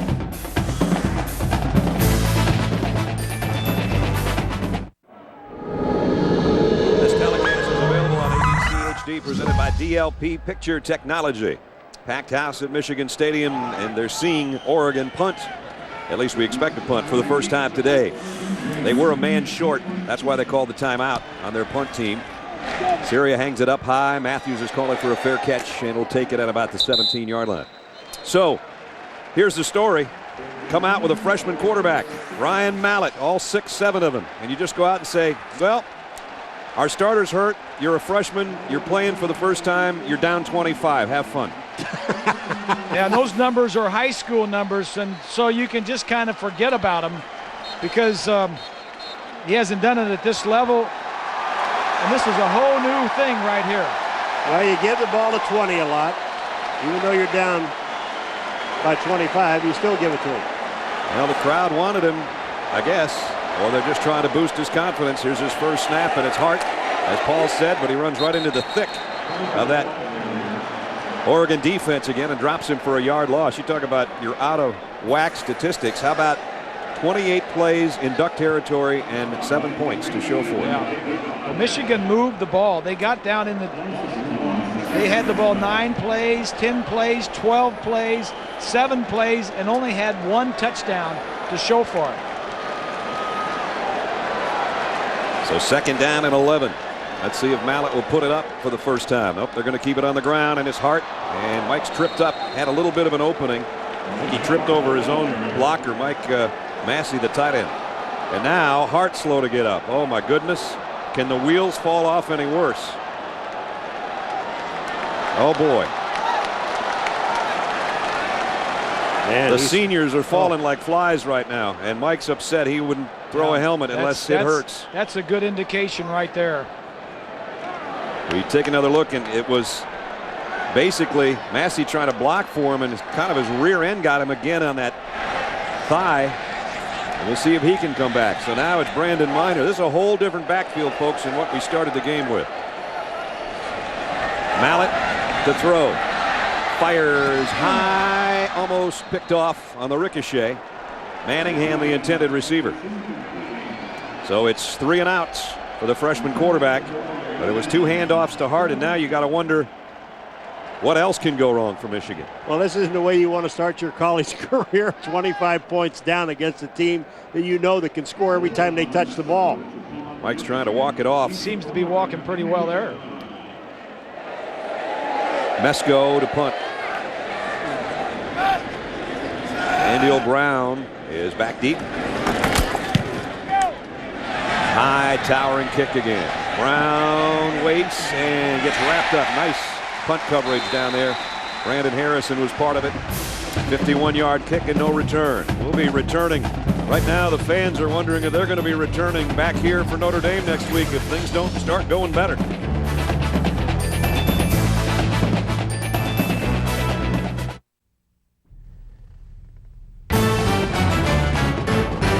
This presentation of ESPN's College Football on ABC brought to you by Volkswagen. When you get into Volkswagen, it gets into you. Miller High Life, good honest beer at a tasty price. And Verizon Wireless. University of Michigan Department of Chemistry is distinguished by a tradition of innovation dating back to its founding in 1844. I don't know if they can cook something up over there to give their boys right now. They need some chemistry. It's 32-7. They need something. First down. Dixon wants to throw. Flag's down. It's going to be a holding call. Dixon coming back the other way, and he's dropped at the 20-yard line. So this is going to be a loss either way, whether the penalty's accepted or not. Yeah, I think Michigan, if it's holding, they'll probably refuse this one. I would refuse it and make it a 2nd down and way back at the 20 anyway. Holding, 71 offense. Penalty is declined. 2nd down. Loss of 12, so they will take the down instead. Hey, is that the worst play that Oregon's run offensively all day? Without a doubt. Huh? Loss of a dozen. Gives them more room to work now. From the 20. And a handoff inside to Stewart. Stewart, some tough yards. Got about to the 24. Matt Weiner's got an update in New York. Matt, what do you got? Well, our nominee for the AT&T ESPN All-American Player of the Week is Oklahoma's Malcolm Kelly. 3 touchdowns and the Sooners spanking of Miami this afternoon. To cast your vote, text vote to 87654 on your AT&T wireless telephone. Maybe you want to vote in Dennis Dixon. I was just going to say, he's got my vote already. We got a long ways to go. He's back to throw, and it's down, in and out of the hands of Jason Williams. So 4th down, and Oregon has to punt again. Dixon put the ball right on the money. Yeah, but that wouldn't have been a first down. Greasy, he was about 6 yards short. Well, he'd catch the ball and run 6 yards and then make a first down. Well, we played 4 minutes into the third quarter. Our first 3 and out for Oregon, guys. Another nice punt. Matthews might have a chance at this one, though. He will at the 27. And goes down to about the 39. Whoop. Still going at it. I think the forward progress was out to about the 39-yard line, though. Well, don't forget, Monday Night Football returns to ESPN and kicks off with a doubleheader. 7 o'clock Eastern. It'll be the Ravens taking on the Cincinnati Bengals. Carson Palmer and Rudy Johnson and all the rest. Then Matt Leinart will tee it up. And they take on Alex Smith and the San Francisco 49ers in the doubleheader nightcap. Don't miss the return of Monday Night Football on ESPN just 2 days away. Alex Smith, Utah. Used to run the little bit of spread stuff. That's right. Maybe they'll go to get around to that in the pros pretty soon. Tim Tebow down at Florida now that he's the man. Kind of running the same sort of Urban Meyer stuff. I don't think this style would last in the pros. I think the quarterbacks would get hurt running this much. Whoa, there's a hurting. Tuguafu with a big hit on Brandon Minor. So Mike Hart is coming back out right now, guys. All right, but what does this do? You got a brand new quarterback. A kid really can't take that many snaps. He's a true freshman. Hart's in and out, but he's back in the game now. How does it change? I asked Mike DeBoer, the offensive coordinator, that yesterday. If you had to go with the second guy, he said the offensive package would shrink tremendously. He said we didn't have this much offense 4 years ago when Henne was a freshman. Says this kid now comes in and we've got all this stuff. We can't ask him to run all this stuff. It's got a small package just for him. Here's part of the package, 2nd and 12. The throw, though, is only back to the original line of scrimmage to Manningham.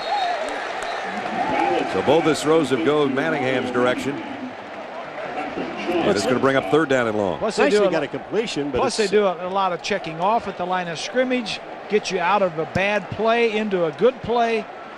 This kid doesn't have the knowledge yet to be able to do that. Well, obviously, when you throw a pass, it's a 1-yard loss. How about Oregon defensively? I mean, they came in here. Their offense was the touted group.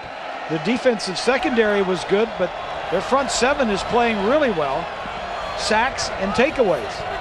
3rd down now in the shotgun is Mallett, the freshman out of Texarkana, Arkansas. Back to throw, plenty of time, deep middle, tipped, intercepted, going the other way. Jarris Byrd. Byrd weaves his way back to about where the Michigan line of scrimmage was, a 21-yard return. That was Manningham's fault all the way. Ball was right in his hands, tipped it up, and now the Ducks have their 7th takeaway of the season after finishing -10 last year. And I don't know if Byrd was shaken up or they're just happy, but you got a Duck carrying a bird out there off to the sideline. The protection is there. He's got plenty of time to throw. Good arm.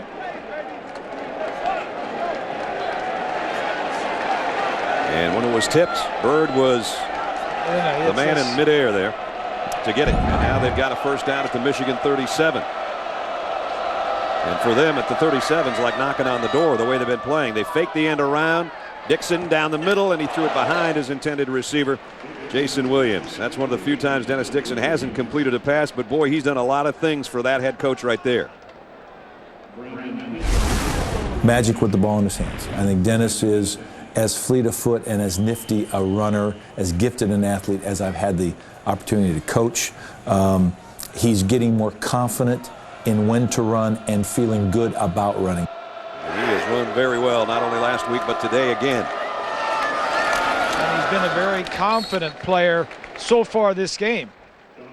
Talking to Mike Bellotti after halftime, Brad, he told me that Dennis's decision-making has been exceptional, so much so he thinks this is the best game he's ever seen him have. I said, why? And he's like, well, he's a 5th-year senior, 3 years in the system, and it really is all about trust, trusting his line, trusting his receivers are going to be where they're supposed to be, and most important, having trust in himself.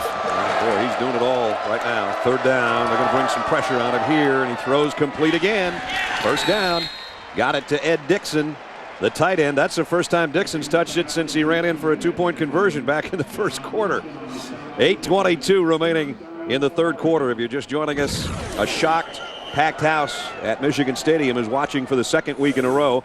Oregon doing basically what Appalachian State did last week, only probably doing it better. It's 32-7. Oregon in front. 5 wide receivers. With Dixon at the controls on first down at the Michigan 22. Going to try to throw a slip screen. What a catch, one-handed. Not going to get much out of it, but Derrick Jones went up and got that one with one hand. Dennis Dixon, he has done a little bit of everything. How about this one? That was the Statue of Liberty that Stewart ran and almost scored on. And then Dennis had me on this one. He's just going to walk in, and I had the wrong guy with the ball, and so did Michigan, actually. They reacted about the same way I did, the Michigan defense, that is. On second down. Straight up the middle, and almost a first down it might be for Jeremiah Johnson. Got it down near the 12-yard line. Following up what Bonnie was talking about, with Bellotti talking about, this is one of probably the best game that Dennis Dixon's ever had. They started last year 7-2, lost the last 4 games of the season. Had a lot of injury problems. A lot of injuries, a lot of turnovers, a lot of bad decisions by the quarterback. In fact, Dennis Dixon was benched the last 2 ball games, and Leaf was in there for the last 2 ball games. I don't think you'll ever see the bench this year. Got about a yard. And, of course, USC is #1 in the country, and they're idle. But you got to start wondering about where Oregon fits into the Pac-10 and, in the big picture, where they fit in the top 25. I think they belong after watching them today. Cal winning today so far, and they're ranked 10th. UCLA 13th. USC, of course, everybody's unanimous #1. And they're off this week. And they are idle, right? We haven't seen Oregon much, and they are definitely a top 25 team. Johnson trying to cut it to the outside. He's got a blocker in front of him inside the 10, and he's all the way down near, and the ball came out. The ball is out, and Michigan's got it. Fumbled near the end of the run, trying to get extra yardage. That is what happened to Oregon the last 4 games of last year. Poor decisions and lots of turnovers. And you just can't do that. They did not do that in the first half when they just ran Michigan right off of this field. Let's see, at the end of the play here, the hit comes from behind from Engelman, and then Brandon Harrison says, I got it. And he does. Right in the intertwined legs of Johnson. So Michigan gets a break. That's the only turnover today by Oregon. Let's see if the Wolverines can take it down 94 yards and try to work their way back into the football game. Well, Hart's not in the game now. Minor is #4, so we still don't know how badly Hart got hurt. Penalty markers down. But Bonnie, I can tell you guys have been watching Mike Hart. He's been on the bicycle pedaling backwards to try to keep that bruised thigh a little bit loose. He was yelling at the equipment guys before because he wanted to get bigger and thicker thigh pads. They actually didn't have them, so the equipment guys had to run upstairs and get the pads he was looking for. But you know, this guy's a senior. He came back to try to accomplish the national championship. Those hopes obviously dashed now, but there's no way Mike Hart is coming out of this game unless he is physically crippled. He's still on the sideline, but now they're backed up, and Minor, the guy that's in for him, is in the end zone to take this handoff. And come out across the original line of scrimmage, got out to maybe the 9 before Bacon put him down. Well, this offense is you talk about Michigan's offense without Hart and Henne. Without Henne, it would be tough. You know that 3-way light bulb I was talking about earlier? Yeah. It's like a little Christmas light right now with both those guys out. Yeah, and a true freshman at quarterback. I mean, this offense right now is really limited with the personnel that they have at the skill positions. High backfield now as they bring in a fullback. Quick throw out. It's Manningham who's been the guy he keeps throwing it to, but only picked up 4 more.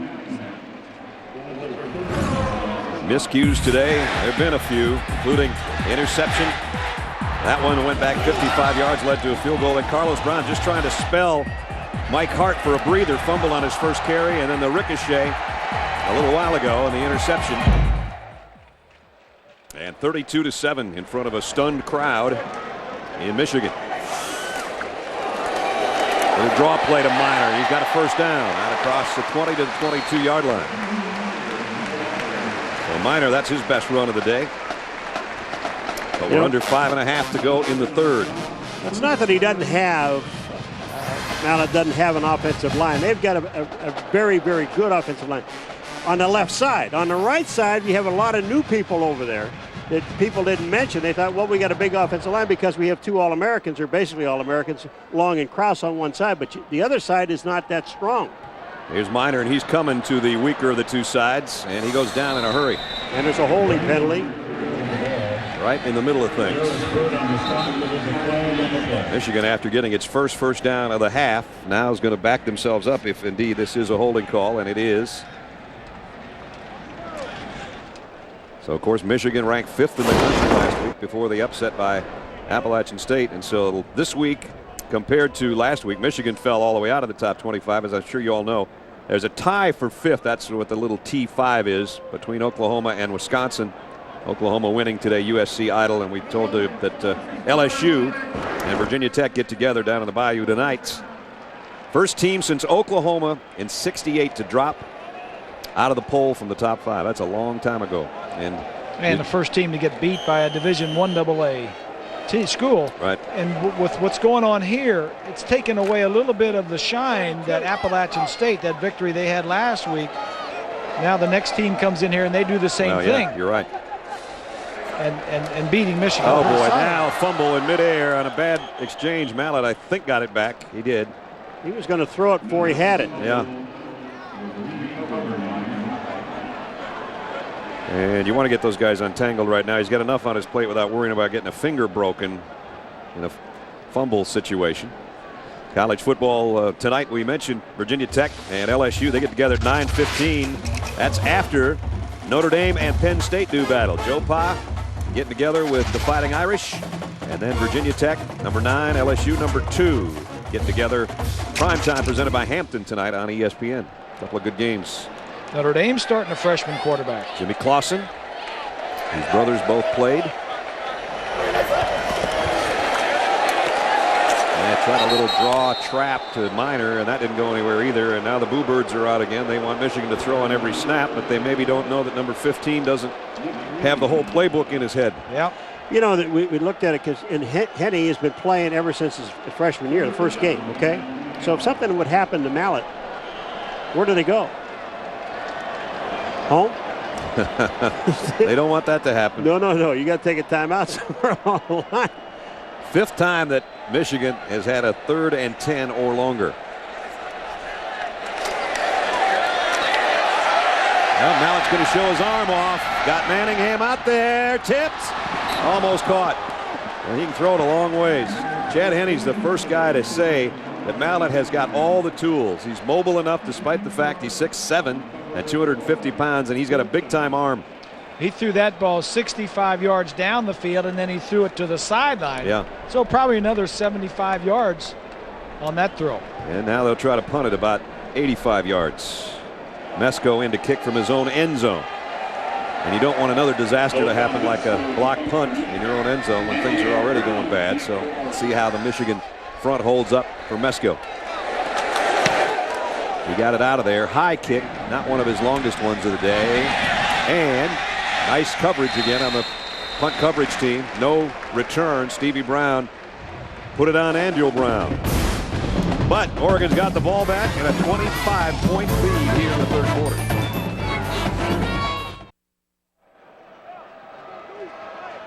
So Oregon now, good field position for Dixon and company at the 49-yard line. Straight up the middle is Stewart. And Stewart's got 5 more. 101 for Stewart now. That'll make news in the Pac-10. Some of the other Pac-10 news and notes. 34 straight home wins for USC. They're idle this week. Number 1, Coach Erickson. Erickson is back in the Pac-10. Gets a win. Dixon wants to go deep. He's got a man out there, and Jason Williams perfectly in stride for the touchdown. I'm impressed with this Dixon kid. He's thrown 3 of the best balls I think I've ever seen all in one day. 46 more yards, touchdown. And it ain't getting any better. for the Wolverines and their faithful. But the Duck fans are loving it. Well, I just remember the conversation we had with Bellotti the other day when Greasy said, well, what you need is a running quarterback that can throw a little bit. And Bellotti said, no, we need a throwing quarterback that can run a little bit. And this guy can throw the ball. 2-play drive, 51 yards, touchdown, extra point, up and good. But I like what Bellotti said coming out at halftime. He said this is the best game that Dennis Dixon has ever had, telling Bonnie when he came out. Well, he's thrown for 3. He's run for 1. Look at the total offense we have. Woo. Down here, just going to go straight down the field. And Williams ran right by the corner. I mean, why not do that every time? I mean, if the defensive back is not going to cover you, just run straight down. If you got a quarterback with a good arm, this guy, he's 6'4", 240 pounds. 6'5", 240. 6'5", 240. And he can run. He can really run. Ask Johnny Sears. He had 500-plus yard games last year. 68 catches overall, almost 1,000 yards. And there's what Bonnie was talking about. Mike Hart, one of the Michigan captains, pedaling on the sidelines. Meanwhile, this guy's just pedaling right down the field. And it really doesn't matter, but he loves the left side, if you ask me. Yeah. He does throw well to the left. Yeah, he does. For Michigan. You know what's really impressive about his throws is how he leads these guys. You know, he had to reach for him, just stuck right on their hands. I mean, they don't break stride at all. It's just it's a full sprint. Tell me this team's going to be the 3rd or 4th best team in the Pac-10? I don't know. Huh? I don't know. UCLA, Cal, USC. Sears, now the kick return. Oh man, he got upended, did a cartwheel out to about the 23-yard line. And Michigan will try to get their offense in gear. We know one thing, they'll be in gear tonight's final race before the Chase Field's locked. 3 drivers vying for 2 spots. And Dale Jr. races way into the chase. It all comes down to Chevy Rock and Roll 400 at Richmond on ABC tonight, 7 o'clock Eastern with NASCAR Countdown. For more information, log on to ESPN.com. This guy, I don't know, this guy's been more like an IndyCar guy today, I think. He's weaved around, you know, he's just not going in one circle. He's got it all. And he doesn't just go left. He can go Indy, right. he can go NASCAR, he can go anything. He can go open wheel. They even haven't had to change his tires today. He can talk trash with the big boys. Mallet, play action. Ryan throwing and tips. Almost intercepted by Walter Thurman. Michigan got a long ways to go to not drop to 0-2, and should they lose, it would be the first 4-game losing streak since '67, the first 0-2 home start since I was in diapers, and first 0-2 start of the season since '98. And 6 of their first 7 games are at home. Yeah, home's not where the heart is right now, and Mike Hart's on the sideline on the bike. Actually, he's in the game now. Came in. And didn't get much. Well, you know, the beginning of this game when Grease was talking about. Oh, now he's up limping, and now he's holding his hamstring. But when Grease said, you know, the one thing that Michigan, their offense has to keep the defense off the field. Well, their offense has put out 7 points in this game. They were in Oregon's territory a lot and could not score. The offense didn't do anything. The defense didn't do anything. Well, that just said a lot right there. Mike Hart just looked to the sideline and said, get whoever you're trying to bring in out of here. It looked like he was yelling at some of his offensive line, too. Yeah, he was. This guy is on the Adam heart, Krause, I think. The heart and soul of this team, Mike Hart. So he stays in, but it's Mallet now in the shotgun on 3rd down and 10. Mallet flushed out of the pockets, got a man, nice throw and catch and first down. Ball came out at the end, but I think it was already down. It was. So it's going to be a first down for Michigan. Boy, I'll tell you, on this last play, you talk about Hart told the guys, don't send anybody in. You talk about blocking. He stepped up and hammered it. Watch this young man. You talk about Hart with a heart, bam.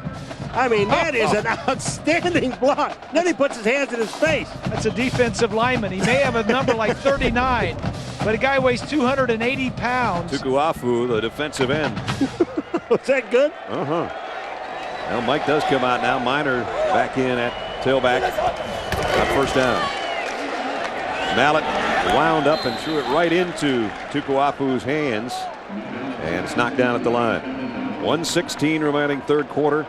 Oregon unranked, leading unranked Michigan 39-7. I don't think that unranked is going to last long for Oregon.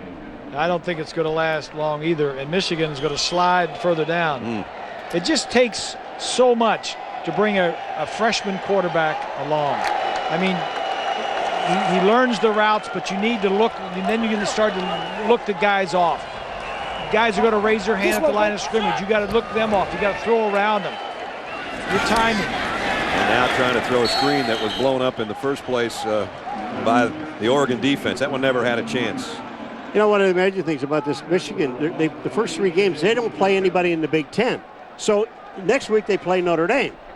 I mean, then the 4th week they play Penn State. They finally get in the Big Ten. So in all reality, if they could put anything back together again with this team, they still have a shot at the Big Ten to win the Big Ten championship. I don't think anybody wants to be hearing that.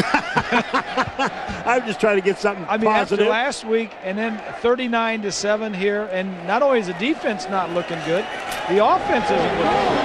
Mallett's going to throw it deep on the sideline again, and I guess not a flag. A little bump down there at the end. Walter Thurman was tangled up with Manningham. And so Michigan has to give it up again. 4th down. I'd say there must not be a whole lot going on outside the stadium because nobody's left yet. No. So Zoltan Mesko into the punt. Andy O'Brien again back deep. Punt coverage for Michigan's been good today. Give it that much. Another nice kick. And hit. This time, they do get back on top of him. Maybe a 3-yard return, but not much. 22 seconds remaining in the 3rd quarter. Michigan still on the short end. And time is becoming of the essence, obviously. 39-7, Oregon out in front. This is the 5th game in the series. This is the first trip for Oregon into Michigan Stadium since '73, though.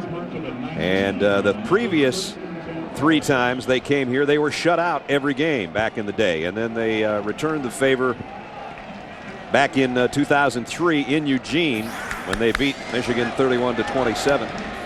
Dixon, brilliant today at quarterback with 3 touchdowns in the air. Jeremiah Johnson hit and wrapped up. Will Johnson made the first hit defensively and then got help from his friends on that Wolverine defense as we wind down the final seconds of the 3rd quarter. And if you're just tuning in and you're looking up there and you're going, what are those numbers on top of the screen? That's 39 points for Oregon and only 7 for Michigan. And they've only got 15 minutes to do something about it if they don't want to fall to 0-2. They are getting hammered. They're quacking in Ann Arbor. The Ducks up big.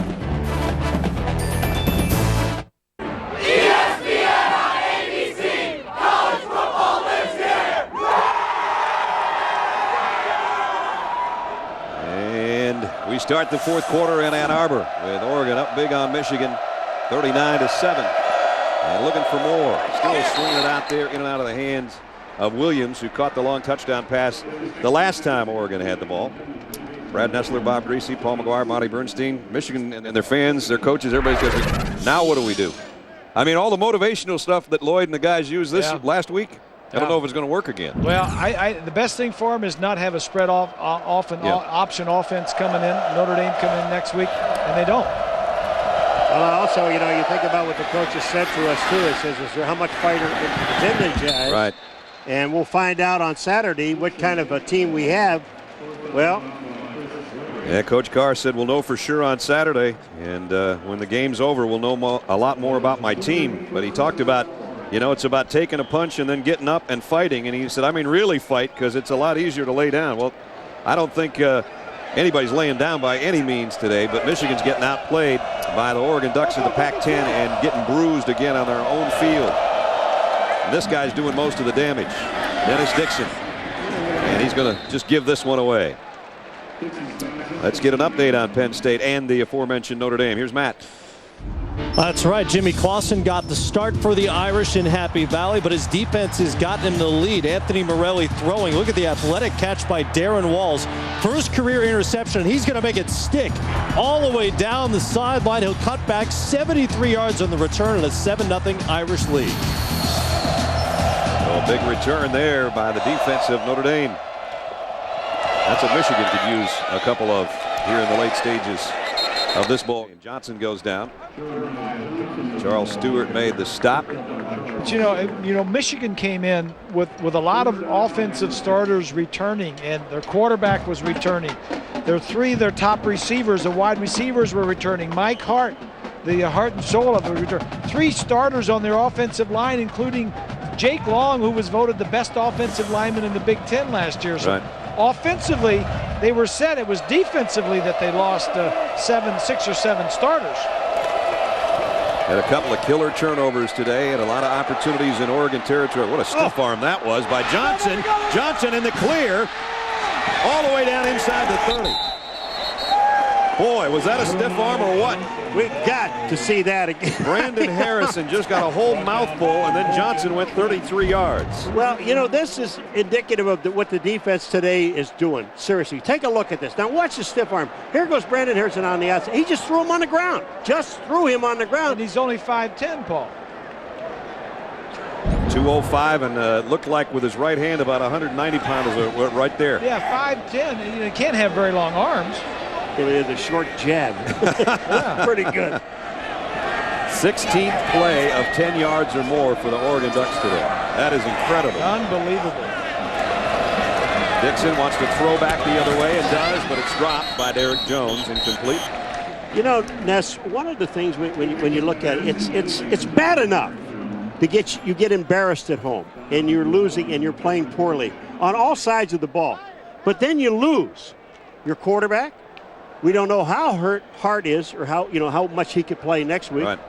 This is, to me, is what really hurts a football team. You lose 2 of your best players on top of losing. I think Michigan goes from one of the preseason being one of the favorites in the Big Ten to now being one of the teams that you don't worry about winning the Big Ten. Yeah. You look at Wisconsin, you look at Ohio State. Nobody knows about them because they lost so many good players. And then you look at Penn State. I think Wisconsin looks like the team right now. If you just look, and then Purdue's putting up points like crazy in the first couple of weeks. Michigan State won today. So did Ohio State. Not with resounding success, but they won. That's all you care about. First 11 games, the points, and then 37 per since. Wow. Bring the sticks from the far side. Sean Crable down on a knee. And it's another Oregon first down. And then you look at the Pac-10. You know, we all like USC. I mean, Pete Carroll and what the job that he's done out there. I mean, and UCLA in the same town, eating crow for so many years. Now they've got a pretty good football team. Cal won today. Beat USC last year. Did UCLA. Cal coming on. Tennessee last week beat them. Now seeing Oregon. Ooh. Washington's better than they were, quite a bit better. Washington with Jake Locker. Yeah, Pac-10's looking a lot better in 2 weeks than it was 2 weeks ago. Dennis Erickson over at Arizona State. Down the middle, Dixon's got it. Completes to Colvin. And a pickup of about 11. And that's about 11 different guys I think he's thrown into today. There are some new blood in the Pac-10, of course, too. Harbaugh at Stanford, Dennis Erickson at Arizona State, and in the Big Ten, 3 new coaches. Coach Lynch, after Coach Hepner passed away. Mark D'Antonio at Michigan State. And Tim Brewster at Minnesota, who got his first win today. First and goal. That's been a familiar tune today, hasn't it? For Oregon, that is. Big plays and first and goal. Every time they get inside the 10, Michigan's looking for that Statue of Liberty. So am I. I am too. I got the binoculars out now. I'm saying, what's the next progression? The first one, he faked it and gave it to him. The second one, he didn't give it to him and he kept it himself. I think you got to hold it right between his knees and have somebody take it out of there from him. 565 yards of offense so far for Oregon. Now to me, that's a surprise. 67 plays for Oregon, 69 for Michigan. Well, they've had they've had two big plays, the two Johnson, long touchdown passes. And they might have another touchdown. Awful close for Johnson, not quite.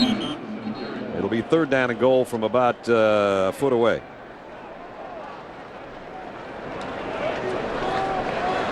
So just when you think things were bad after a 34-32 loss to Appalachian State, it looks like Oregon's going into the mid-40s here a play or two from now. And the confusion and questions for Ron English and his defense will continue for another week. So they put it right down on about the 1 foot line.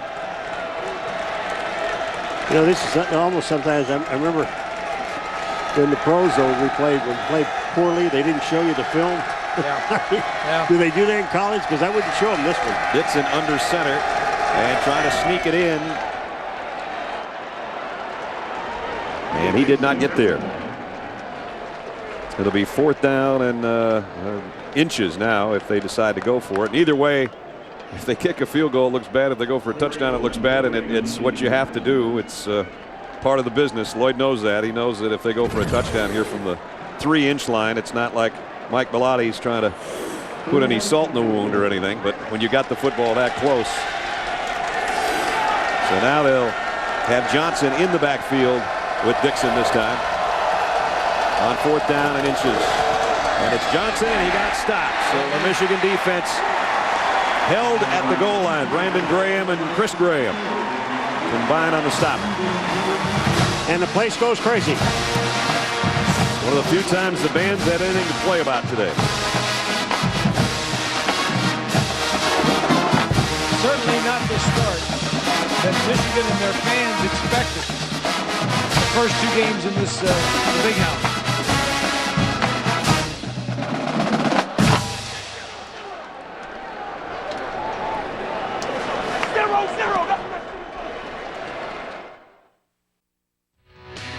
The drama is building here in Richmond, Virginia, as 43 of the world's greatest stock car drivers are prepared to push and shove for 400 laps. Will Dale Earnhardt Jr. make it in the chase? We'll find out at 7 o'clock Eastern Time on ABC. All right, Jerry, we'll look forward to that tonight when our game is over. Now Michigan starting 10.5 minutes to go. Mallett maybe picked up a yard on the run. Our Pacific Life game summary. Things have not gone well for Michigan, that's for sure. Chad Henne's been injured today. He has thrown a touchdown pass to match the Michigan career mark of 72, but after the injury, young Ryan Mallett came in, threw a pretty good pass, but it was tipped, deflected, and intercepted. And then Dennis Dixon, who's been nothing short of brilliant today. 3 touchdowns in the air, 76 yards, and a touchdown on the ground. If he's not that player of the week thing, I don't know who in the heck is. He's looked a lot like Diane Fouts. Oh yeah, Fauci I don't think ran that good. But you know, Fauci would look good in these Duck uniforms. Oh, absolutely. I mean, you never know what you're going to get when the Ducks come out. Well, they're all in all white with the green helmets, so they came out basically in about the cleanest look you can get of the 9,000 combinations they have of uniforms. Yeah. And today they decided, the coaches and the seniors and Coach Bellotti get together and they decide what combination they were going to wear. And today, boy, they couldn't have worn anything any better. Yeah. All in white, including white shoes. And their shoes have been walking all over the Michigan Wolverines. Timeout taken by Michigan, a confused freshman quarterback, I'm sure. 3rd down for the Wolverines with 9 and change remaining when we come back.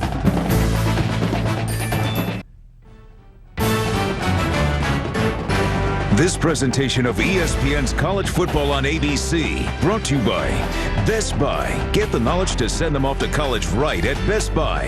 Saturn, with 5 new models and 2 new hybrids. Saturn, rethink American. And Allstate, proud sponsors of college football. Are you in good hands? The University of Michigan does not have a single official university bookstore, but there's 21 of them within the vicinity of Michigan's campus, and you can get just about anything with an M on it that you're looking for. And just after the timeout, Oregon jumped into the neutral zone and made contact. Michael Speed a little too speedy. Defense, that'll give Michigan maybe a first down. It was 3rd and 5, wasn't it? Well, close to it. Bill's looking at that too. I think he stopped at the very end to say whether or not it's going to be a first down, and it is. So another sold-out crowd for the 201st straight time, over 100,000 fans. 202nd, beg your pardon. 109,733, and a bunch of them aren't very happy, except the ones that came from Oregon.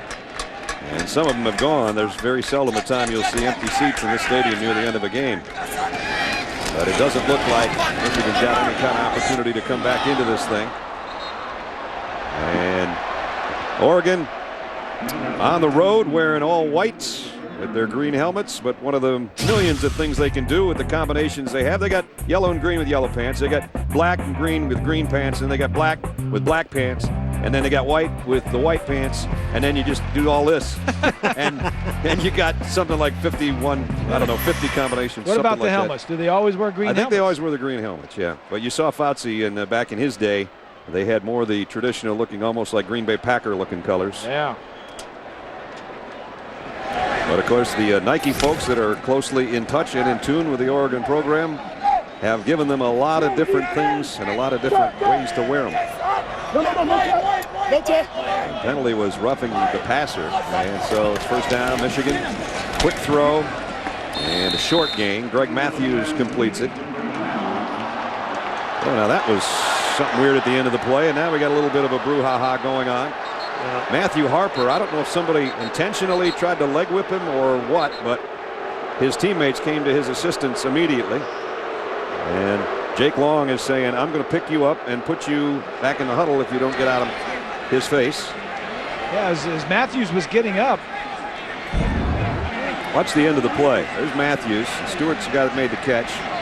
And, oh yeah, okay, well that's not good. That's not good. So no penalty call. Matthews stays in there. Now we're going to see a penalty.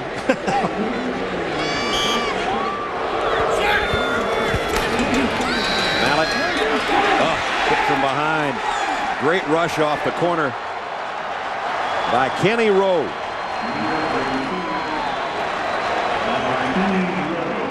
And now Mallett's pads are coming out of his jersey, and he's trying to get his guys lined up as fast as he can on third down and long. Mike Hart's come back out to join him. They're thinking about blitzing the Ducks, and they're going to come with an extra guy. Mallett throws, got a man open. Arrington, nice catch in traffic, good toss. And Arrington really got popped. Yeah, he knew he was going to get hit, and that was a nice catch to hang on to it. And he gets up holding the back of his leg. Reminder, near the conclusion of our game today, Chevrolet will make a $1,000 contribution to each university's general scholarship fund for our players of the game. I know who mine is for one team already. I think you can just book that one. Quarterback from Oregon who's been sensational. And now Mike Hart, who has tried to play on a bad leg, goes down. And Bonnie's got an update, I think, on Harper. Yeah, Harper's had a great game for Oregon. The interception and the sack on a couple plays ago. He went off the field limping. I'm going to go on the other side and check, but he's not in the game right now, guys. And speaking of limping, can anything else go wrong? Jake Long has just limped off a play ago for the Michigan Wolverines.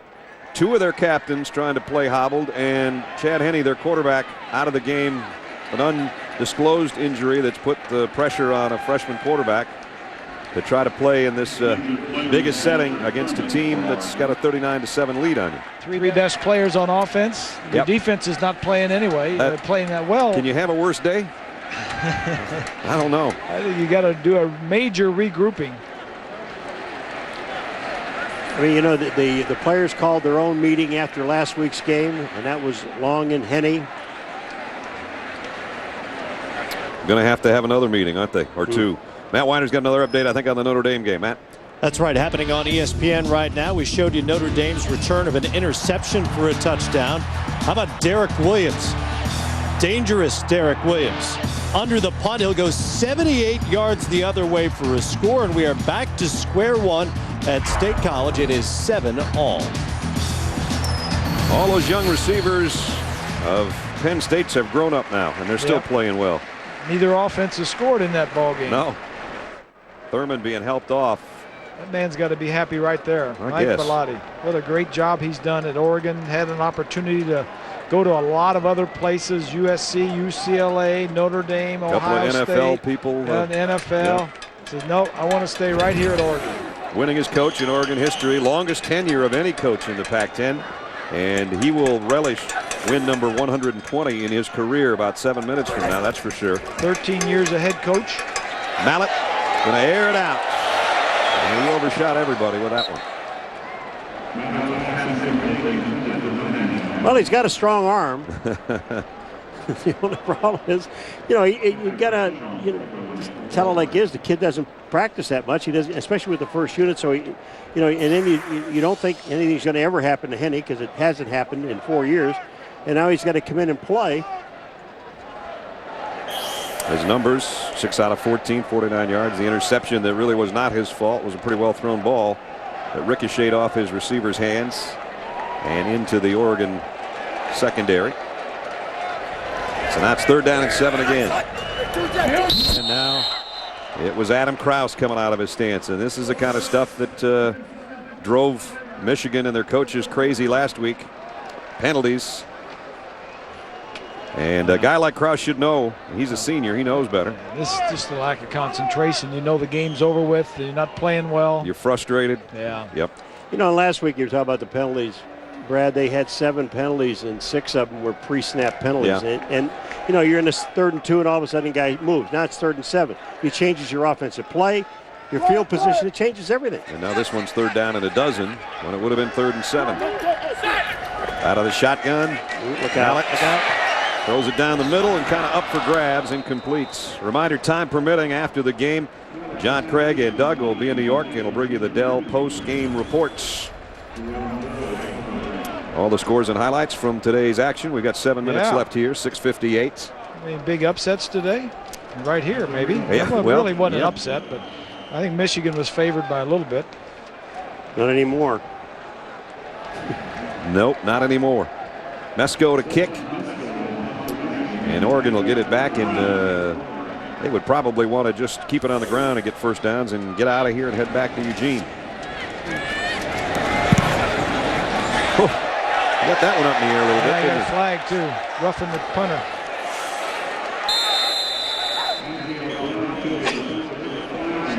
So this one's coming back, and if it's what we think it is, and it is, it should give Michigan a first down.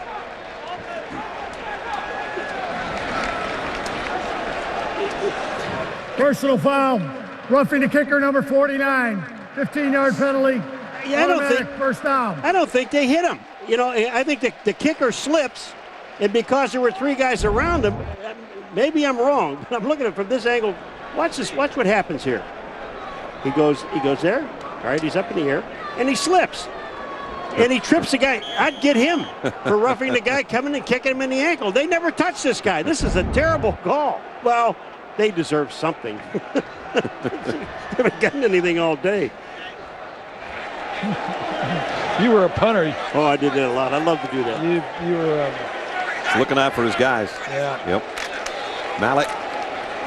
Minor trying to cut it outside. And Oregon's defense has been exceptional today. They really Boyd have. made They the really play have. that time. Last week they played Houston, and Houston's got one of these quirky offenses. That's right. Also. Really quirky. I'm getting more and more. I'm getting to like these things. Utah started it out there. West Virginia's got something like this where they use 3 wide, 1 back, and the quarterback can run all over the place. Urban Meyer's got something like this down at Florida he's using now with Mallett Tebow. down the middle, incomplete, intended for his tight end, and Bob's going to give us the best by playbook. Well, one of these this afternoon. touchdowns, let's go back and take a look. There was man coverage. This guy was covering him. They're man-to-man coverage. Now, the 2 white receivers just kind of cross. The inside receiver just comes down and bends to the outside and then just outruns the defensive back. That was not very difficult to design, and it was perfectly executed. Perfectly executed. The ball was right on the money. One of the 3 great throws. I mean, he's made a lot of great throws, Yes. but the 3 touchdowns, you couldn't have put him in any better spots than what he did. Now another fumble, and I think Oregon's got the ball. So now Mallett's having trouble even taking the snap from center, and the wheels are falling off the Michigan bus right now. The Ducks will take over with 6 minutes and 8 seconds remaining in the ball game. A little bit of a hurry. Ryan trying to get into the pocket as quick as he could, and he forgot to take the football with him. Those are the types of mistakes that happen when you have a freshman quarterback. 4 turnovers today, fellas. 3 in Oregon territory. Do we see a new quarterback now? I would hope. Brady Leaf's coming in, yeah. I would hope. You know why Greasy loves this offense? It was your leading receiver one year was Paul Warfield with 41 catches. Well, I don't know. I know. You know? All right. Yeah. They didn't let you throw. You had those big guys in the backfield. Man. Here's Andre Crenshaw, the third tailback, and he's in the open. Crenshaw, inside the 30, the 20, and inside the 20 down to the 19-yard line. Well, you can't tell a guy that doesn't get much of a chance to play to slow down. Even though they're beating Michigan 39-7, you got to go play. That's right. It's our job to run. It's your job to stop us. Yep. That was Ron English you were looking at, folks, and he is not. He hasn't been happy for over a week. And he's not going to be happy after this one's over either. 604 yards of total offense. We're not done.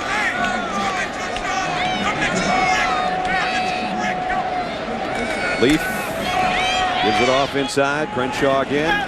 Crenshaw's down to the 13-yard line. Oregon put 39 points up, but you think about it, they had first and goal at the 1 and had to settle for a field goal one time. As you look at the game plan, well, they spread out the Wolverines for sure. Spread them out and run, I said, and they've done that.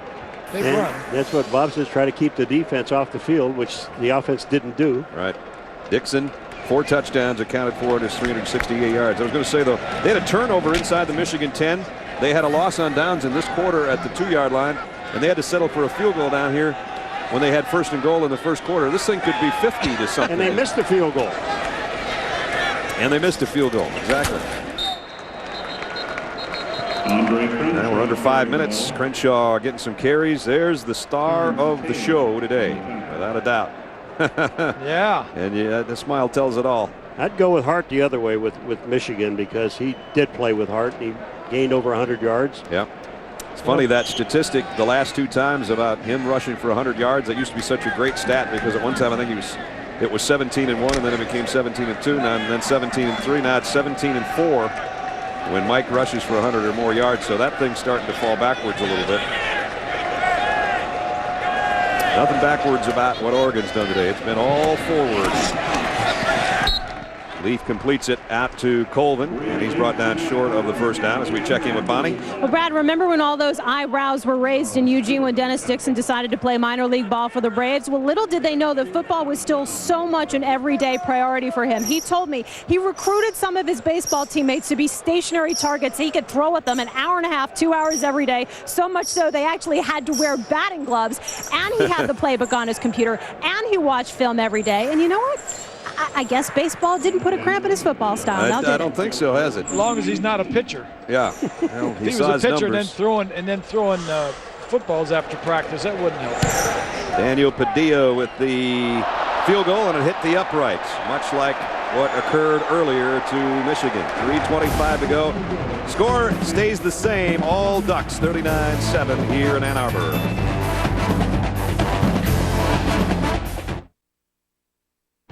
The 25 greatest players in college football history, presented by IBM. Coming in 1 week.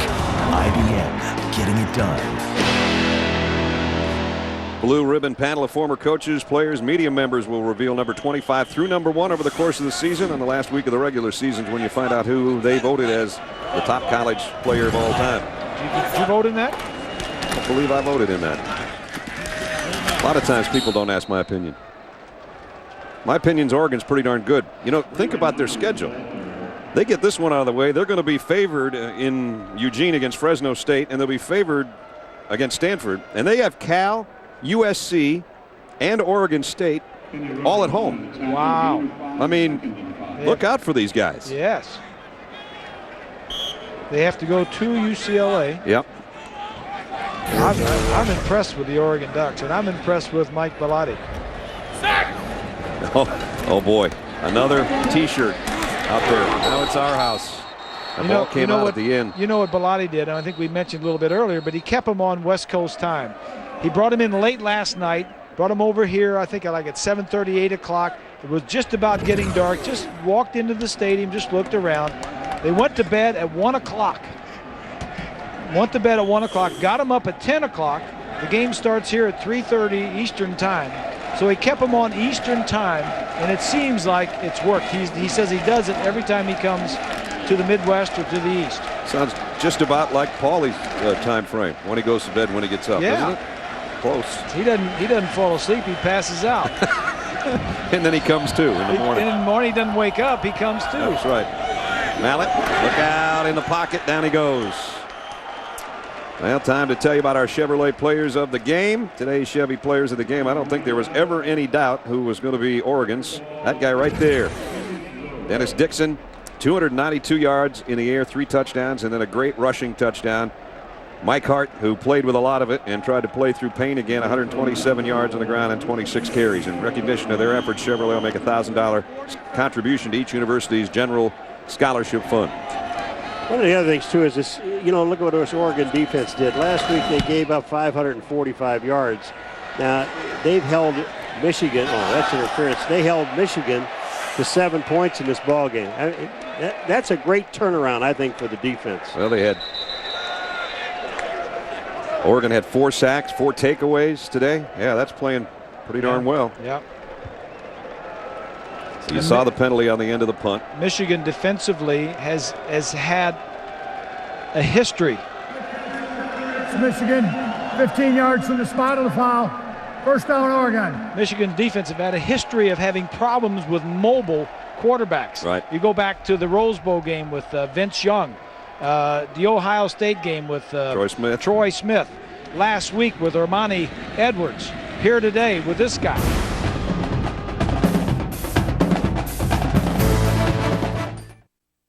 I'm Matt Weiner. This SportsCenter Minute powered by Vizio. Roger Federer will play for his 12th Grand Slam singles title tomorrow at the U.S. Open. He beat Nikolai Davydenko and will face Novak Djokovic in the final. And coming up, the Chevy Rock and Roll 400 at Richmond, NASCAR's final stop before the chase for the Nextel Cup. Dale Earnhardt Jr. on the wrong side. 3 drivers racing for 2 spots. And Brad, that'll happen right after the Ducks are done doing donuts on the Big House lawn. Exactly, Matt. Thank you. And that's what's happening right here at Michigan Stadium. And there's not a packed house anymore. And boy, those guys are going to be some happy Ducks flying back to Oregon, aren't they? Here's a handoff on each side, and this is what's happened all day long. No matter who's carrying the ball. Alston this time. And he gets out for a big gain. Clock winding down near a minute and a half. And Michigan will be 0-2 for the first time in a long, long time. And Oregon will be going to 2-0. Don't forget, Chevy Rock and Roll 400 at Richmond starts as soon as we're done.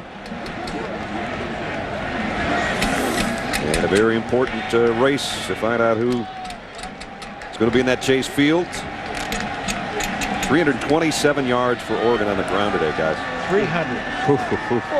Man, didn't matter if it was Dixon doing it, or Stewart doing it, or Johnson doing it, or some of these backup guys that are still doing it very, very well. Another first down, down near the 35-yard line for Remini Alston. So Michigan has to try to put the coach got Duncan over there. I bet that's going to be the best wet shirt he's ever felt in a long time. Well, he did a heck of a job, and his team really performed today. Don't forget,